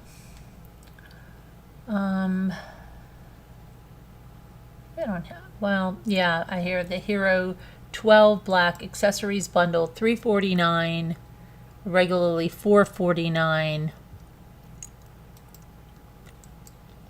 And apparently that's what you're getting. Ah, you didn't go over there. 2 batteries, the stick and the head gear there, I guess. The best Hero camera we've ever made takes GoPro's best-in-class image to the next level with the HDR high dynamic range, 5.3K and 4K video, upgraded hyper smooth 6.0 video stabilization, and an industry-leading 177 degree field of view with Max Lens Mod 2.0. Other new features include a totally redesigned power management system for improved thermal performance and up to 2 times longer runtimes, and Bluetooth audio support for Apple AirPods and other headphones to record sound and give remote voice commands. There's also pro-level features like wirelessly synchronizing multiple Hero 12s via timecode, advanced color controls, and more. Hero 12 wraps all of this into GoPro's legendary waterproof, ultra-rugged design to ensure you get the shot no matter the environment. So you get a carrying case, a head strap, the handler, 2 batteries, and the Hero. Let's see. Water repelling lens cover, $349. Save $100.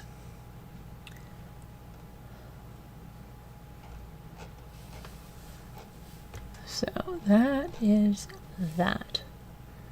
And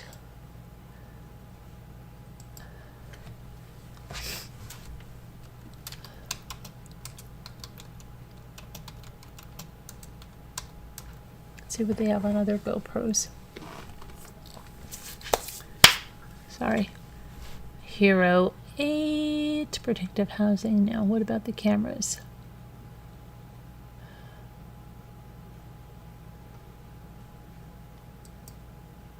Hero 11. Let's see what this says. See, you go to Hero 11 and it brings you to 12. Hollywood in your hand. The Hero 12 Black Creator Edition is an all-in-one content capturing powerhouse that makes vlogging, filmmaking, and live streaming easier than ever. It's a complete system, features pro-quality 5.3K video, photo and video Emmy-winning hyper-smooth 6.0 video stabilization, new Bluetooth audio support, powerful LED lighting, and over 5 hours of 4K 30 recording per charge. And that one is $100 off, but it's $499 as opposed to $599. Wow. That's crazy.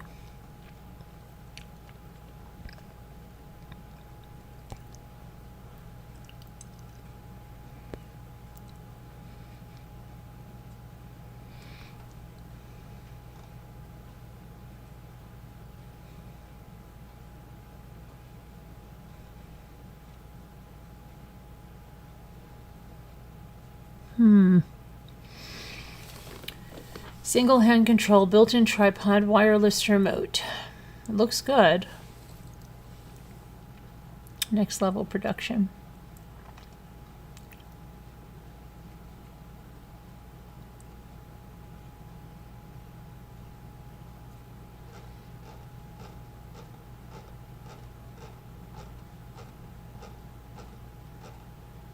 Interesting.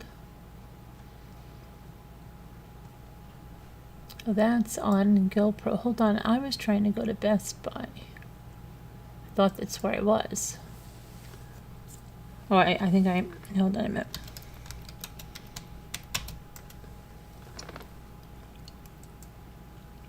I was trying to see if they had...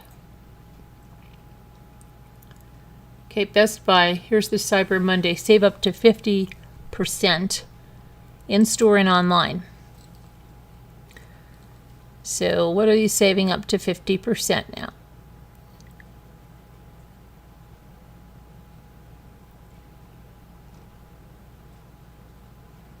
Apple AirPods Pro 2nd generation. Save $60. That's not 50% off. Cyber Monday deals. Samsung 77-inch TV was $3,599, now $1,999.99. 65-inch LG, $399.99 was $599. A 43-inch Insignia was $269. It's now $169. 20% off Breville too, as well. Segway electronic kick scooter, foldable electric scooter, regularly $9.99 is now $699.98. I'm not seeing 50% savings yet. There's a 7-hour flash sale that starts at 5 p.m. Central Time. Shop in store and online. Flash sale pricing ends at 11:59 p.m. Deals of the day. Infinity Smart Chair. This is a massage chair. Brown. Regularly $7,499. $3,499. Philips fully automatic espresso machine. Regularly $649. $399. An electric bike, regularly $21.99, $1,233. Okay, great. Okay.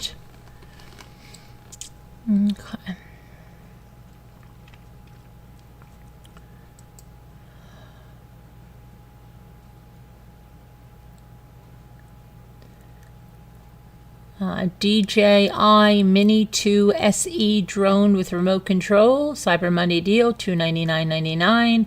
A Ninja 7 style espresso and coffee barista system, $179.99. DeLonghi digital coffee and espresso, $249.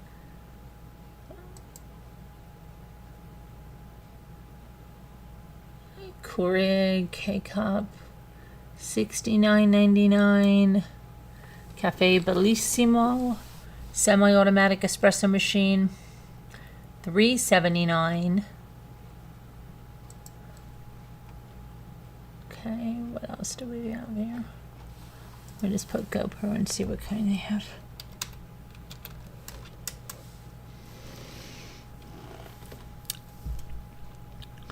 GoPro Hero 9.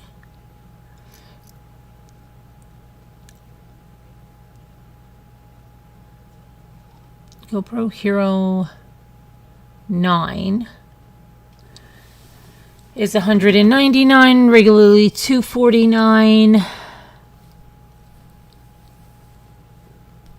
GoPro Hero 10 is $234, regularly $249. Oh, big deal.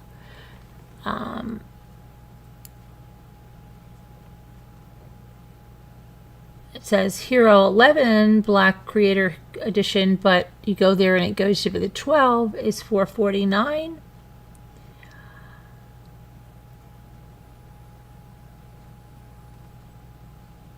And that's it. It's ridiculous. Their 10s are $234, $299 for 300 for an 11. Oh my gosh.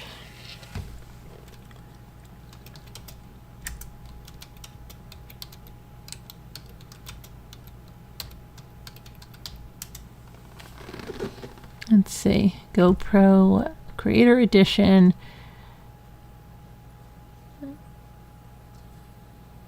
Cheapest on those is $449. Unbelievable. Creator kit. Let's see here. Wow.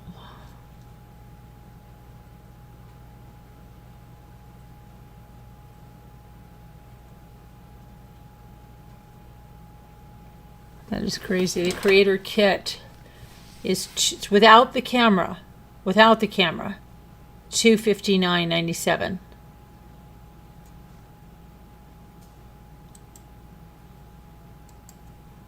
That's this kit right here.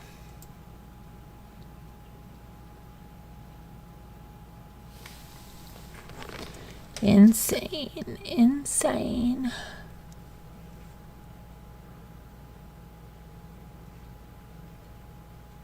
Anyway, I'm not seeing anything like unbelievable. Let's check. What do you want to check? Somebody wanted to check Target. Cyber Monday deals. Let's see. Don't miss our hottest picks. Online only deals. What are the online only deals? Okay. KitchenAid, again, they're all $249. No biggie. PlayStation, $499. Beats Solo Bluetooth headphones, regularly $199.99. Squishmallows. There's a sale on Squishmallows. Great, the devil. Who wants a devil? Rolanda, the pink and purple Yeti. It's a Yeti. It looks like a devil. That's the only one you have for $5.99? Of course. Oh no, they have a little Squishmallows Nichelle. The orange dinosaur. Which looks like, I don't know, it really doesn't look like a dinosaur.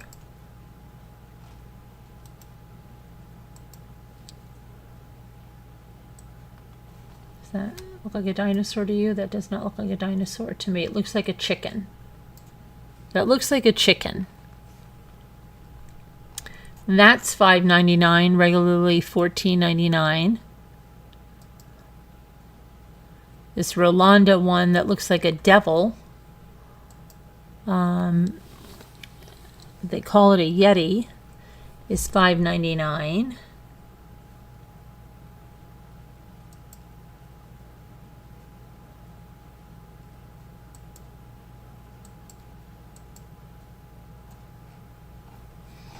Not seeing much there. Let's see.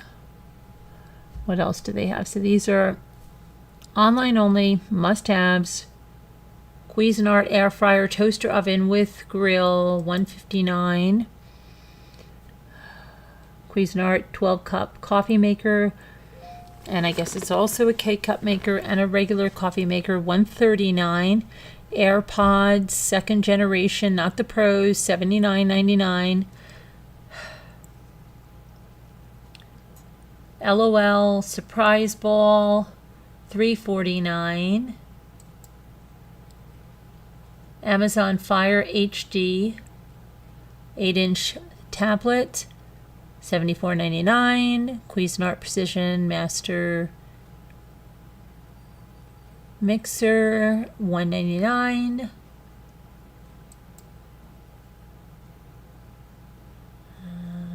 Ring 1080 indoor camera, $29.99, regularly $59.99. The Amazon Fire Stick, $24.99, regularly $49.99.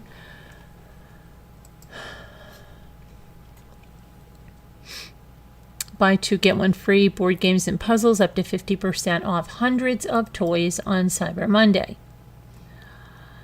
50% off. Yeah, really? Like what? Like what?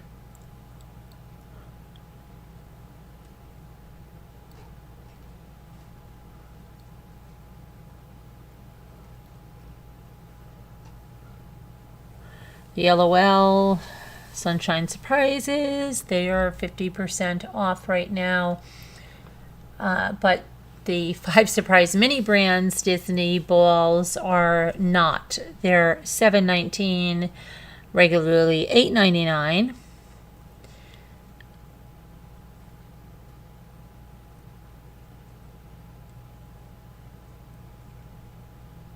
Okay, let's see what's on sale in the Christmas section. 20% off Wonder Shop lighting. Oh, big deals, right? No. Christmas trees.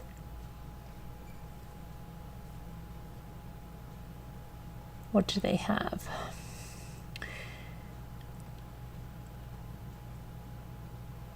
That fabulous Christmas tree at Home Depot, I believe that's all sold out now. They had a few left or something. They were not available for mail order anymore. They were before. This one here has a 7-foot pre-lit, lightly flocked Douglas fir tree.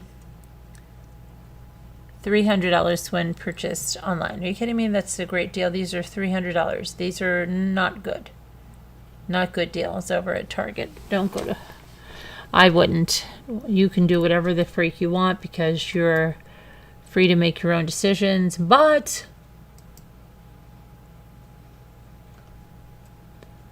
I wouldn't do it. Let's see what else we have.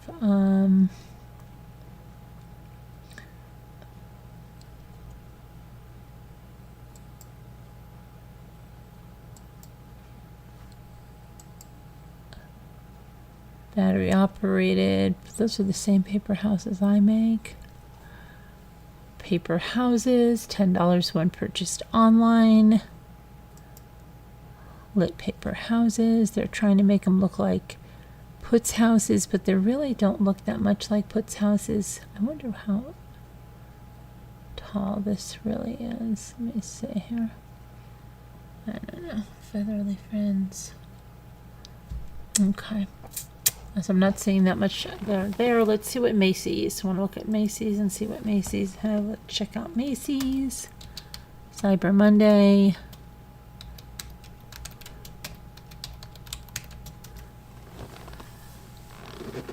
Macy's Cyber Monday. Let's see what they have. Cyber Monday. Cyber Monday. Okay. What do they have? Uggs Women Mini Bailey logo strap boot, regularly $160, $104. Michael Kors faux fur trimmed hooded puff jacket, regularly $265, is now only $99. It's a deal of the day.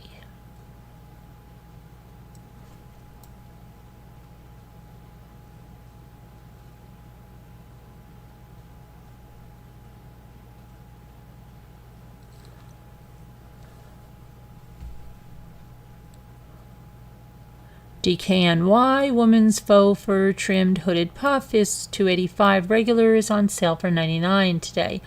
A lot of the jackets are sale for $99. Tommy Hilfiger women's bibbed faux fur trim hooded puff jacket. These are all coming up at $99.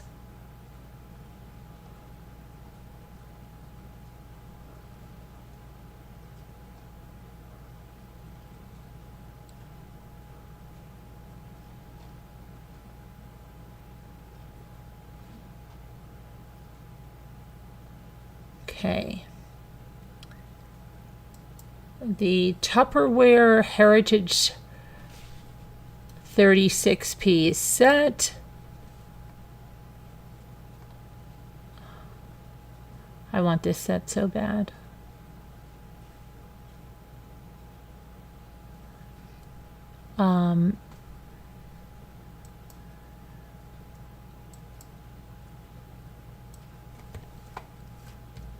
If anybody wants to get that for me, yeah, I'll just add it to my wish list. I'll add it to my creator wish list. I can't believe how many creators have a creator wish list. Okay, this is regularly $167. It's $99.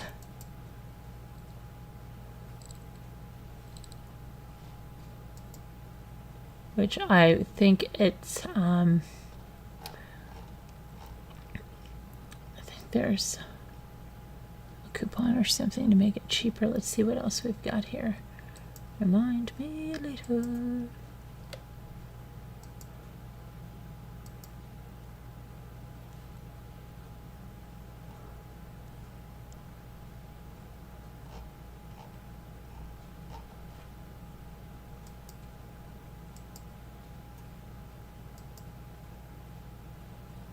So let's see again, kitchen, holiday shop. Their holiday shop stinks because their nutcrackers were $72, like the ones that you see in every single store. You can't buy anything until it goes on sale. It's just ridiculous. The regular prices are just ridiculous.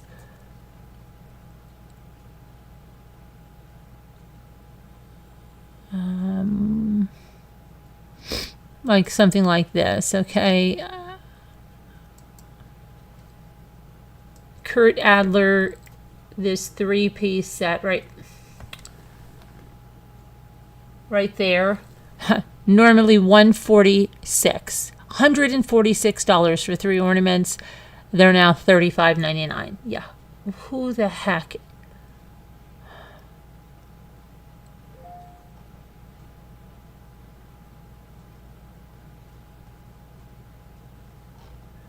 The Lennox ornaments, oh my gosh. And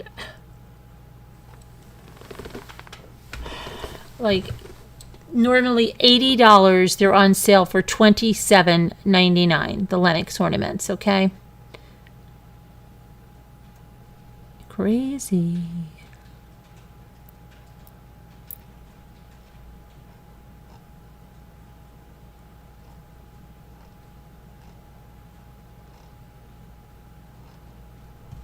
All right, what else do we have? Let's go to kitchen. See what's going on in the kitchen. Breville, like I said, 20% off. Stainless steel 11-piece pot set, regularly $299.99. You can pick that up for $119.99 at Macy's.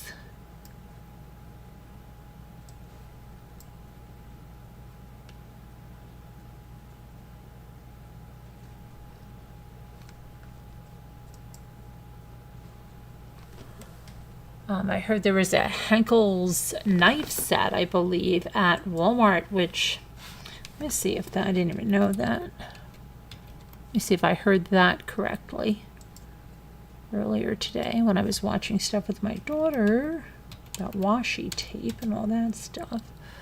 Walmart. Cyber Monday.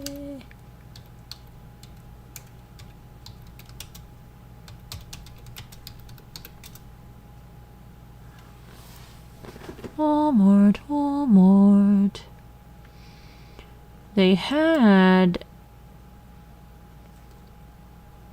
one that they said was like, it was like crazy. It was like 500 something on sale for like 100. It was nuts.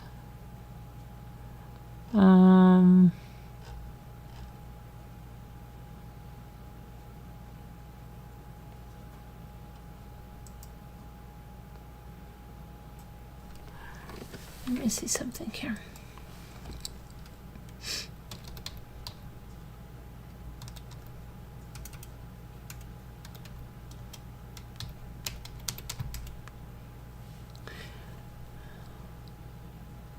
Oh, I think it was this one. Yeah.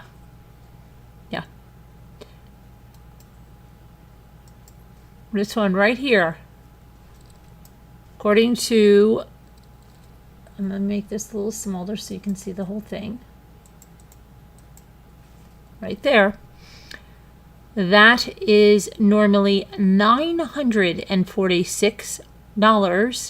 Now $199.95. 20-piece self-sharpening knife set with block, chef knife, paring knife, utility knife, bread knife, steak knives in brown.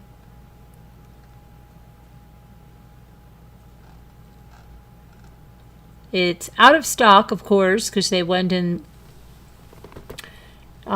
pickup, not available, delivery, not available, shipping, out of stock. And because they had that running all over the TV today for Cyber Monday, they have another one that's $249, regularly $617, and that is all out of stock, out of stock, out of stock. They have another one. It's all out of stock. It's like a big joke, okay? That's what it is. It's a joke. Ha ha, we're laughing. Okay, so home deals. Let's see what they have for home deals at Walmart. At Walmart, they say they have the Shark robot vacuum cleaner that's normally $5.99 for $2.98.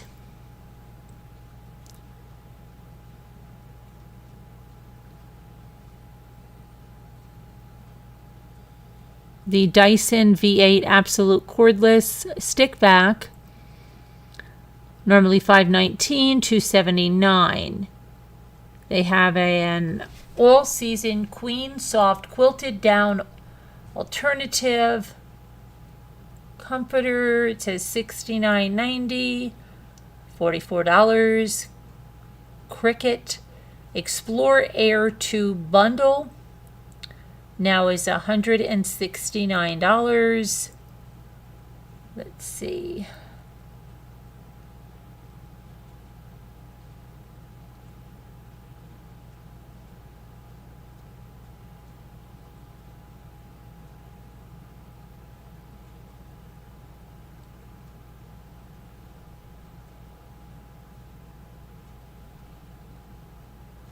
Craft cards or shelving. Of course, nothing that I'm looking for is on sale.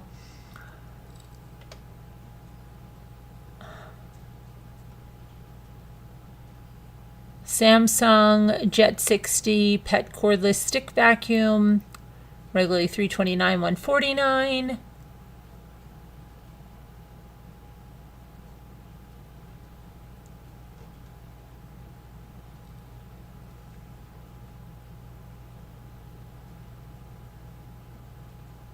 A Silhouette White Cameo die cutting machine with a bundle, $219, regularly $309. Okay, let's see. How about storage totes? Nope. They say they have deals. They don't have any deals. Hefty, really nothing. Come on, where's your deals? Let's look for shelving. They're not going to have any.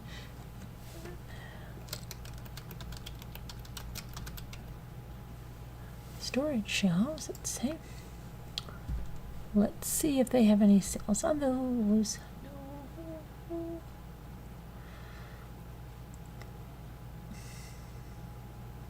Four tier 29. I bought those 4 tiers for like $16 back a couple years back. It's like crazy what they've gone up to. And they only have them in black now.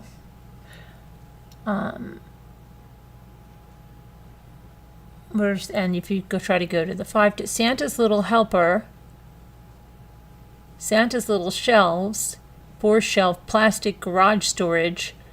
They're green and red. You think they'd 2 sizes it says. Let's see. 2 sizes. 68-inch. They're both the same price. 1, 2, 3, 4, 5. Santa's Little Helper. They're $36. They're red and green, and I don't care if they're in my basement. They actually like them in red and green. They actually look pretty festive and cute. Let me just see here. Kills me that this much, but what are you gonna do? To get a few of these, let me just see what they're like. Santa's Little Shelf, Cyber Deal. They are 30 inches wide. Can you believe the 4 is the same? Like, who would get the 4 when you can get the 5 for the exact same price? Hold on a minute. I am going to get a couple of these. 2, 3, 1, 2, 3. That should be really good for me. 1, 2, 3.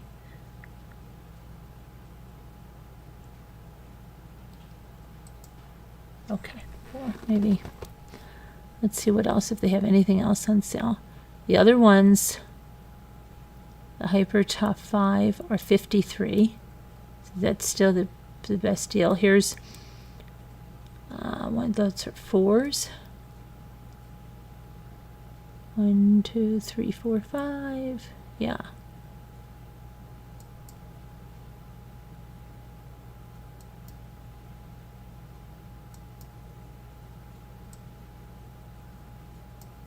Yeah, that's like the best deal.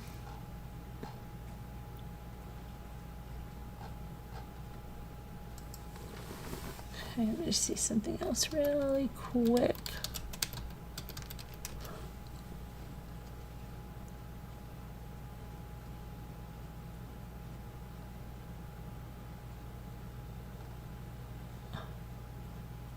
Storage totes.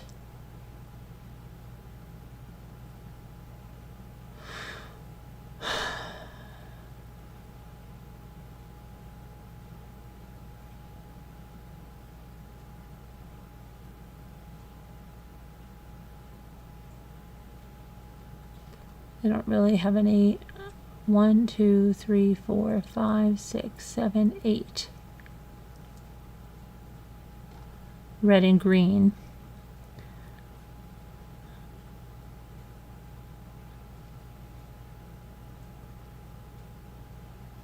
And that's more than they are in the store. Are they kidding me?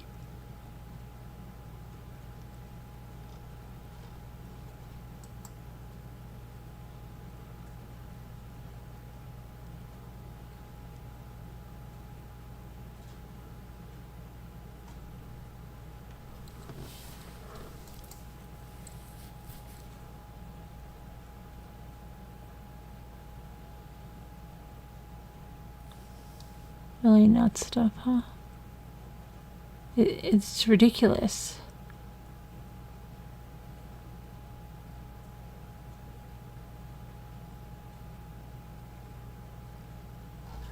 But anyway, let me see here.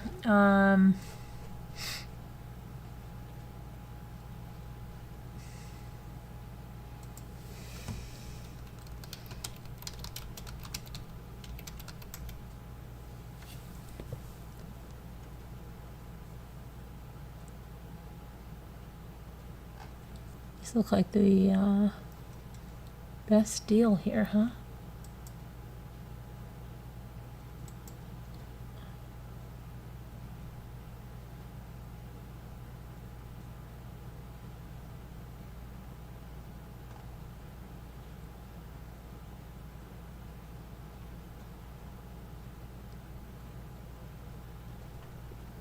They used to have this storage, this art cart, this craft cart, and they had it in the store, and then my son said something like, you know, I want to get you something about, and I said, well, get me this cart. We can never find it again in there. And it was one that had like this, it had the whole pegboard stuff on the outside. And then, of course, because I said something, they either stopped making it or stopped carrying it. It's crazy. And I've never seen one like it. It's crazy, isn't it?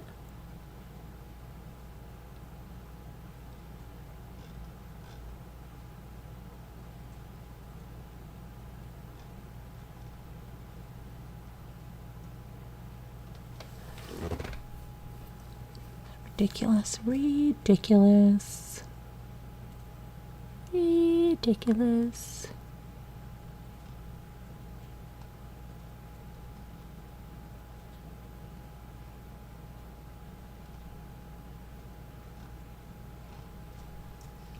Okay, let me just take care of this real quick.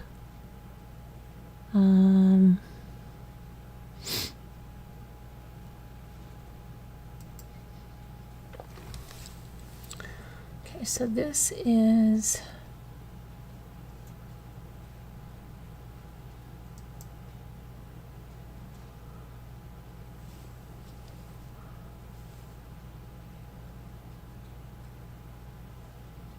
they have two zero gravity chairs for $69. If anybody's interested in those, they have the Ring doorbell with video. If anybody's interested in that, you know, I just thought about something about. I bought a Pioneer Woman butter thing, and I don't know where that is. Let's see.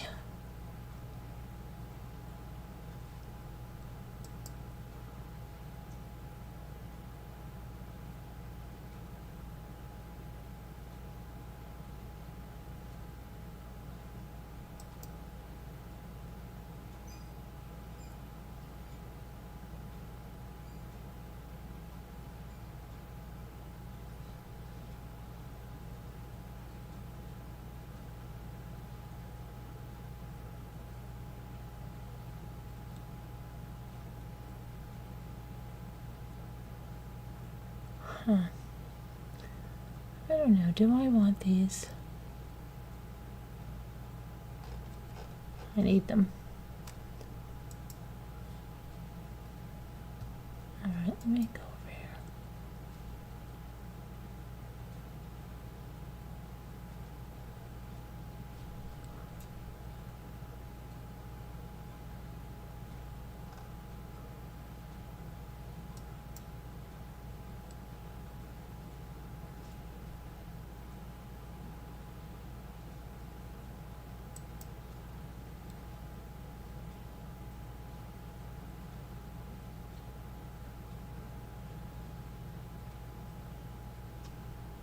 Nope.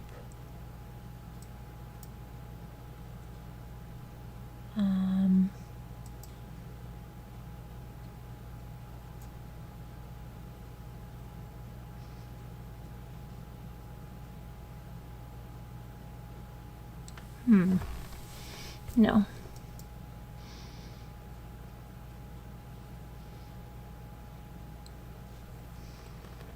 Let me see here.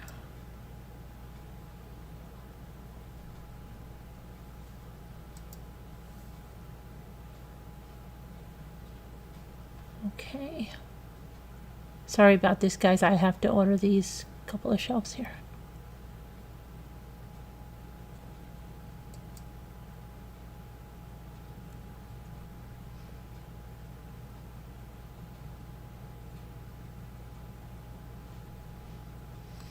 Okay.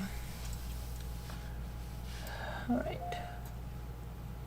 How silly. I could have done something there. What am I going to do?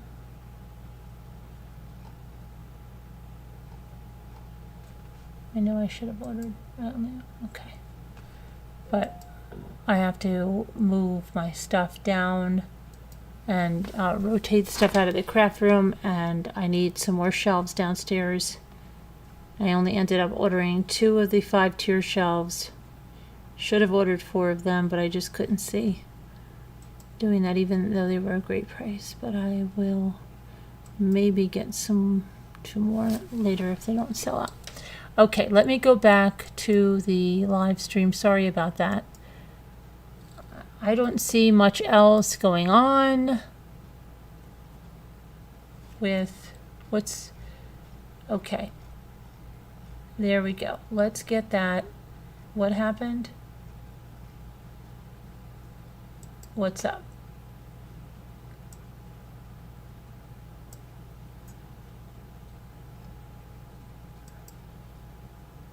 What's up? What's up? Oh, you're having fun controlling trolls. Oh, I'm sorry. The trolleys are... I don't even get it. Hi, Crystal. Not even a foot tall. Who's that? Not even a foot tall. No, the shelves I got are really, really tall. They're 5 inches. 5 inches. Oh my gosh. 5 tiers high.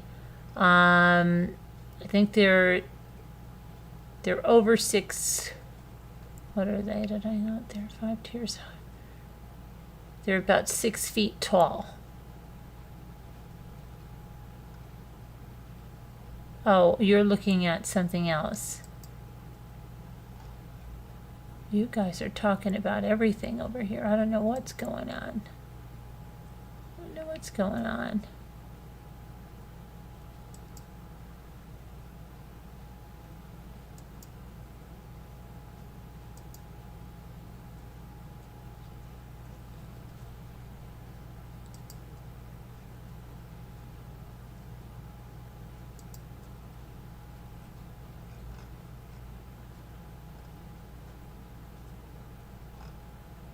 What's going on? I'm just trying to see what these, doesn't make any sense. Get storage space for it all? That's what what are you talking about? Of course I'm trying to get storage space for my crafts there. Absolutely. You got it.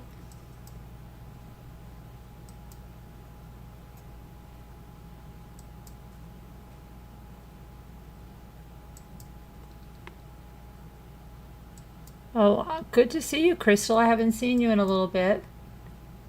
Lisa Hobbs, it was good to see you in the comments. I've been thinking about you too.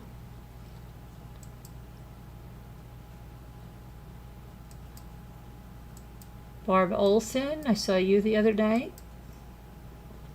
Let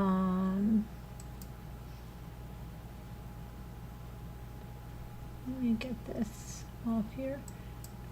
Oh, here we go. Here we go. My hair, I got drowned today in the rain. Look like a rat. A rat.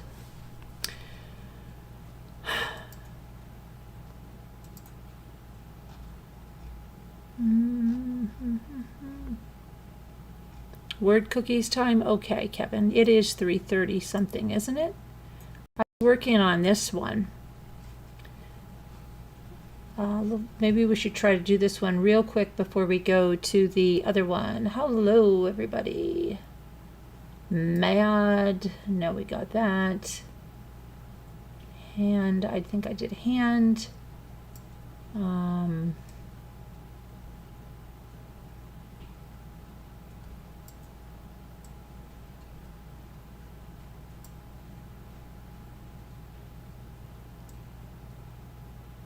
I did hood. Oh, how about mood? Right. Oh, look at Kevin. Look at Kevin coming in with the goods here. Manhood, my internet friend. My internet word cookies friend. Kevin is helping me out here.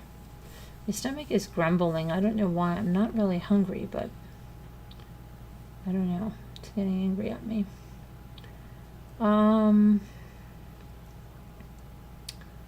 Do we do not? Yeah.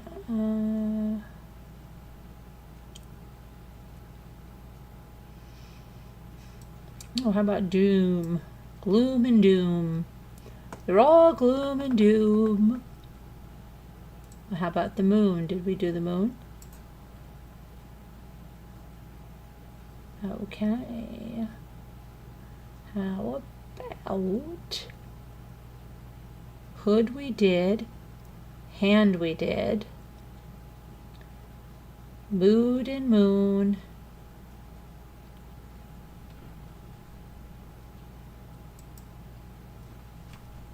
Oh, I got doom, Deborah, but thank you. Maybe we got it at the same time. I don't know. Dome. No. Domon. Domo. Mono. No, that's an extra word.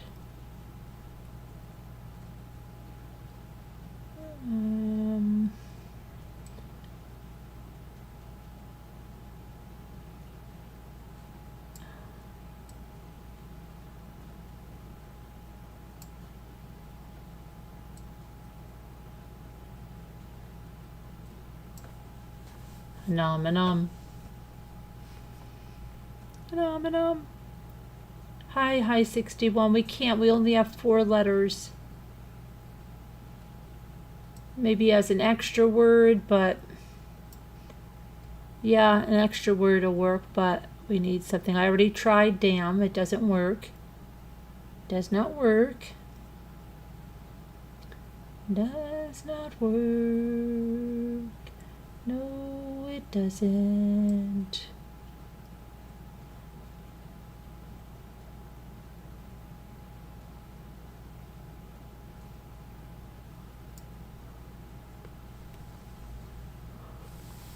Thought I tried Moan, but maybe that was in the other one. Okay, I think. Oh, thank you. There it is again, my word cookies friend. That we know this one begins with M. We know it begins with O. A second letter's O.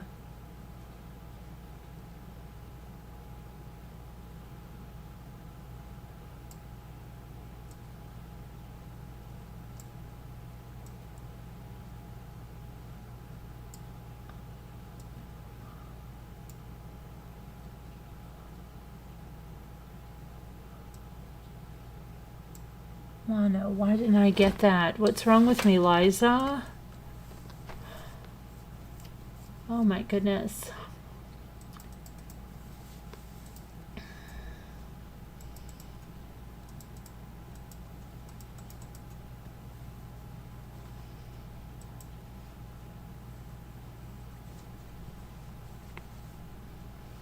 Okay, let's do the,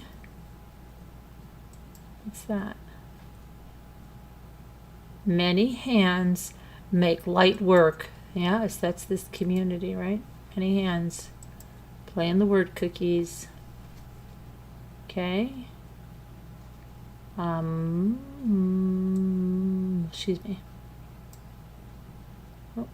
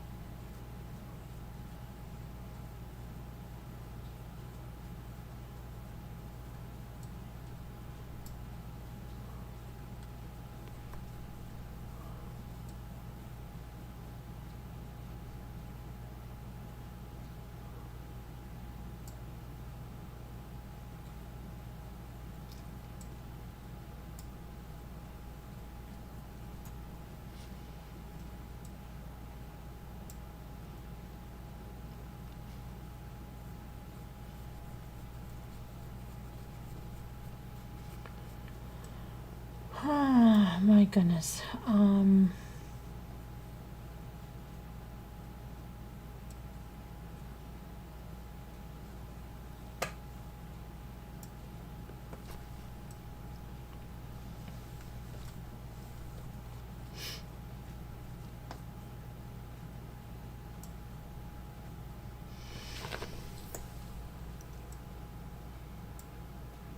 No, it can't be Ron.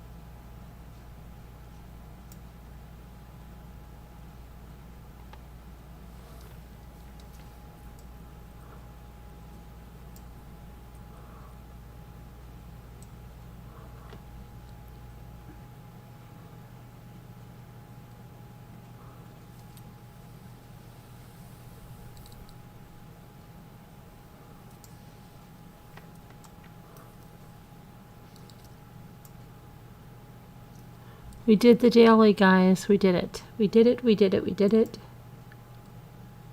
Teamwork makes the dream work. Oh my gosh.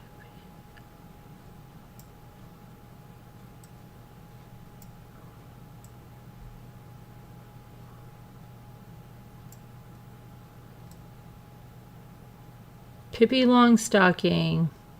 You got a membership today. Yay. Pippi Longstocking.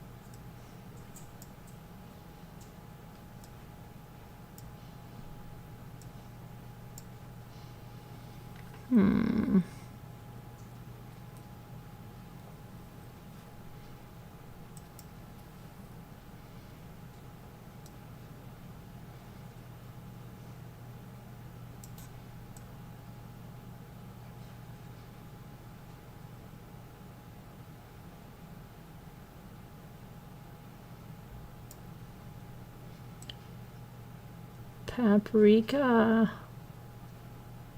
Beautiful. Paprika. Hi, it's Pink. How are you? Hi, Evelyn, my friend Evelyn. How are you? How are you doing, Evelyn? Parka? I got Parka as you did too. Hi, 61. Uh-oh. Hi, Evelyn. Evelyn. Evelyn. Evelyn.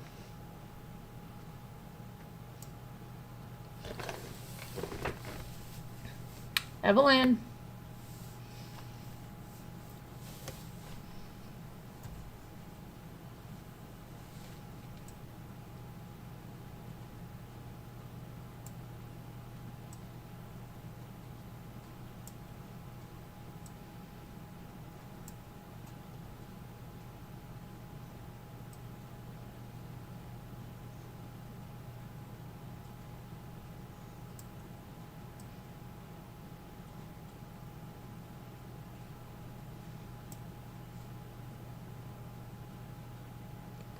It's Evan.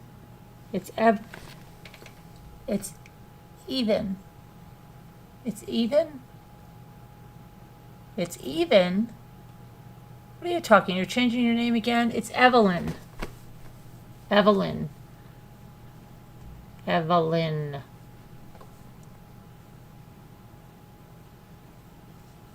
Evelyn. It's Evelyn. It's Evelyn. Come on, stop it, Evelyn.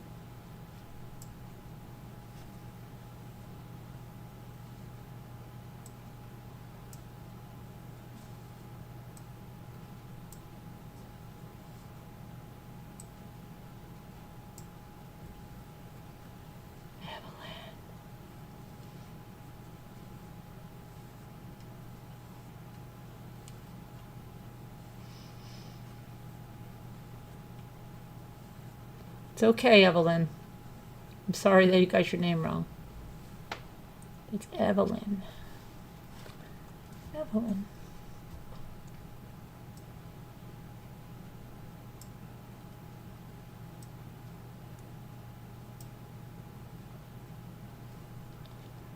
Evelyn.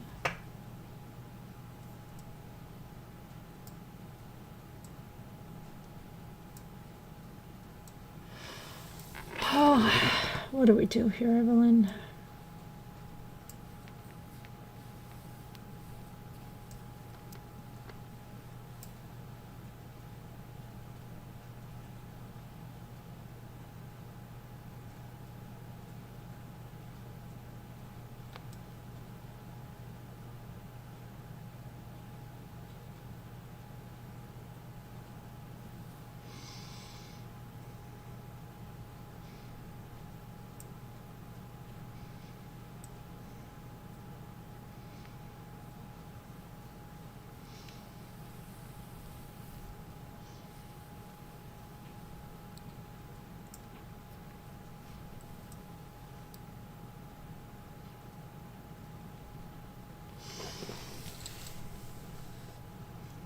Papa?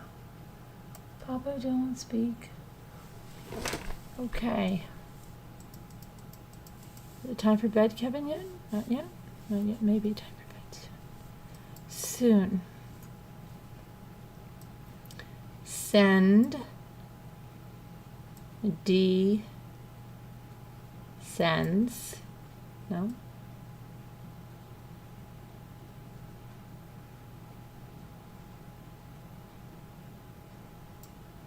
Descends.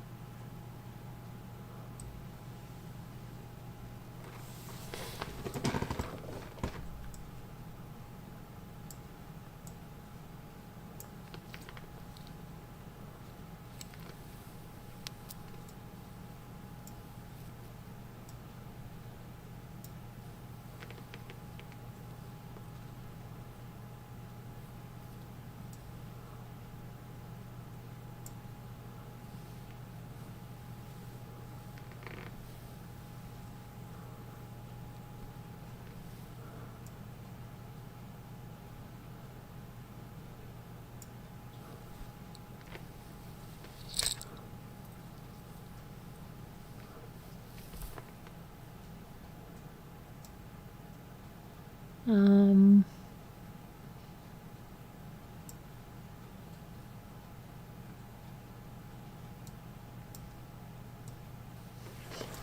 oh boy, let's see here. Let's see here.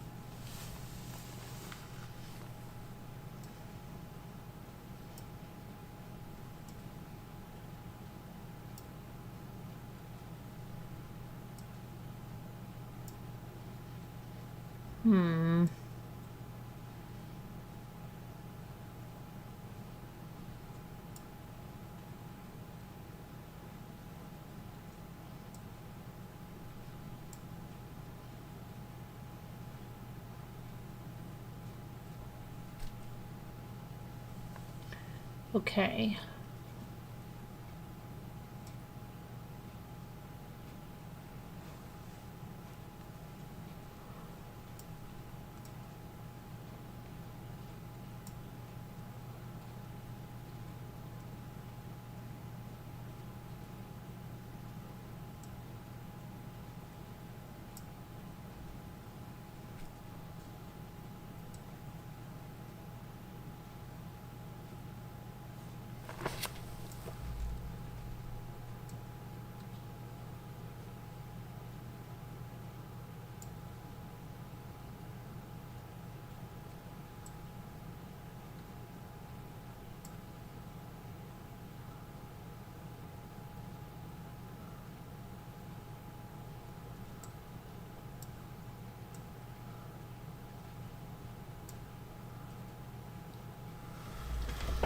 Wow.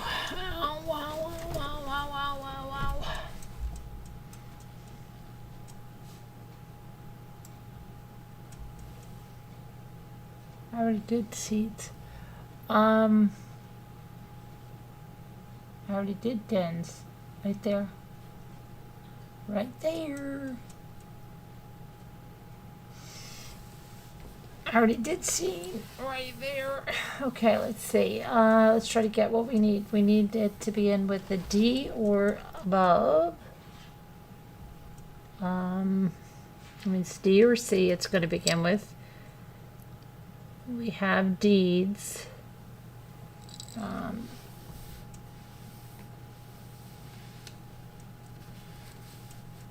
D, oh.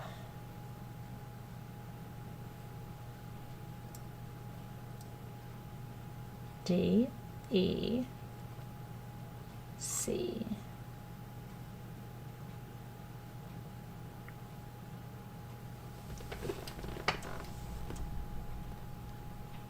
Binky, what are you doing? You can't go to bed now. You can't, Binky. I got it. Oh, Binky.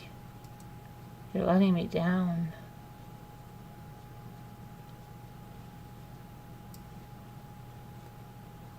No, it's got to be a D, E, E.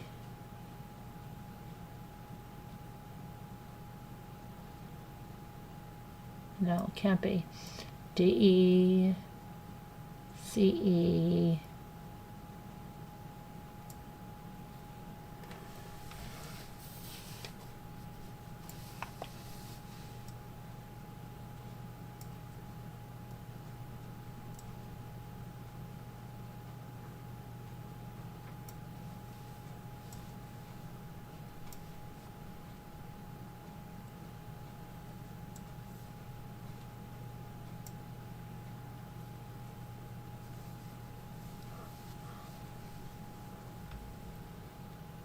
It's pink.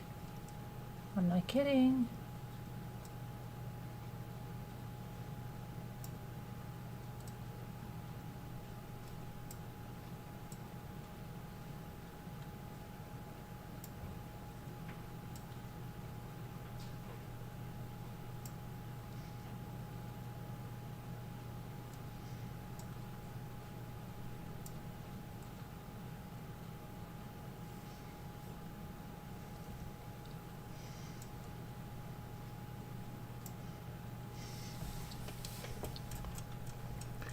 It doesn't work, it doesn't work, it doesn't work. It doesn't work, it doesn't work.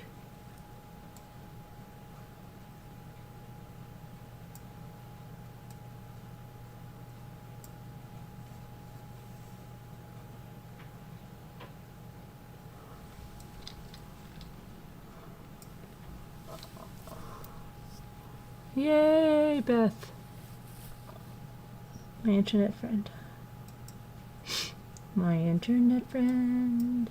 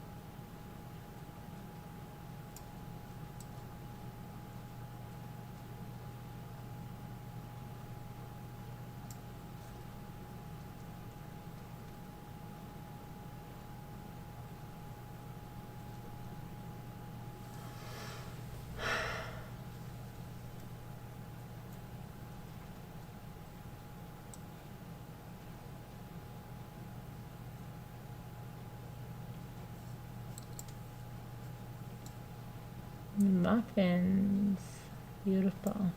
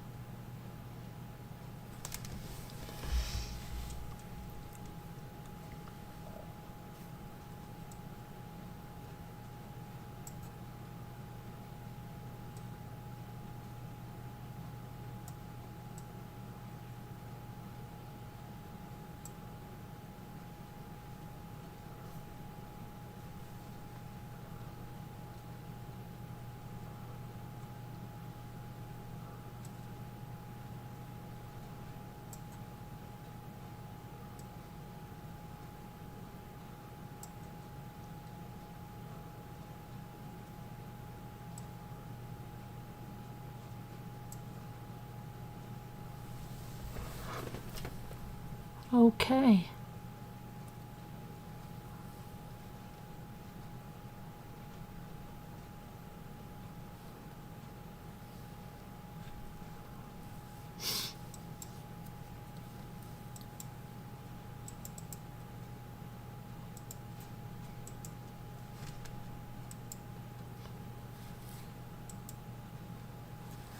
Retriever.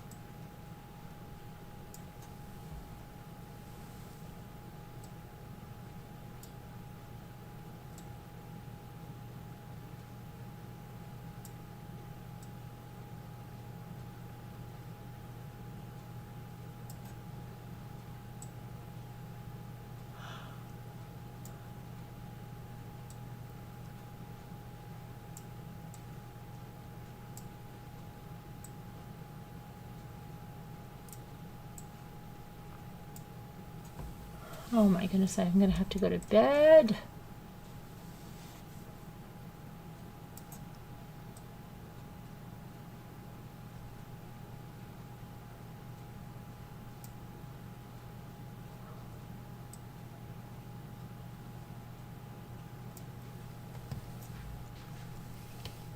Serious? You're serious, Clark?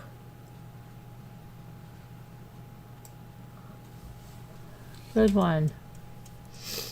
Good one. Issue. Issue.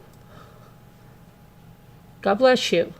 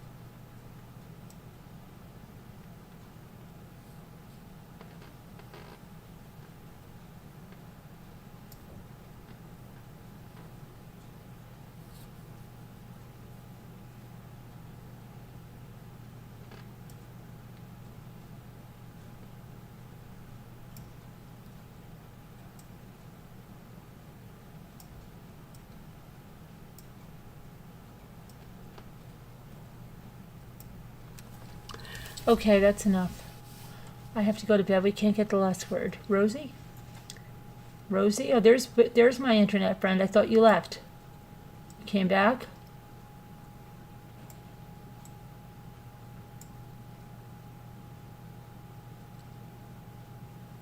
I tried rises.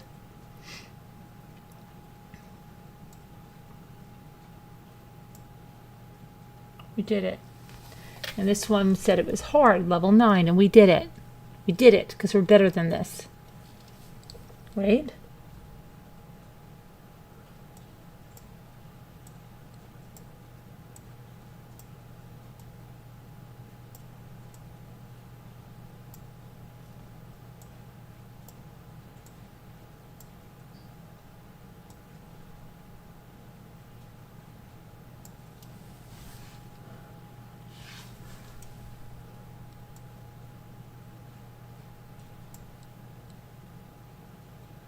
Good night. Hi 61. Hi. Goodbye. Have some pie. Pile it high.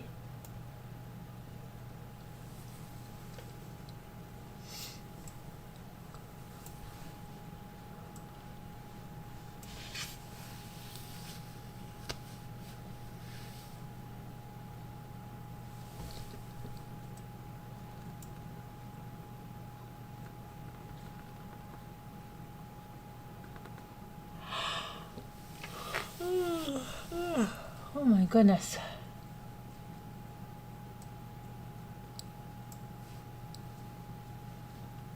I can't quit. I can't.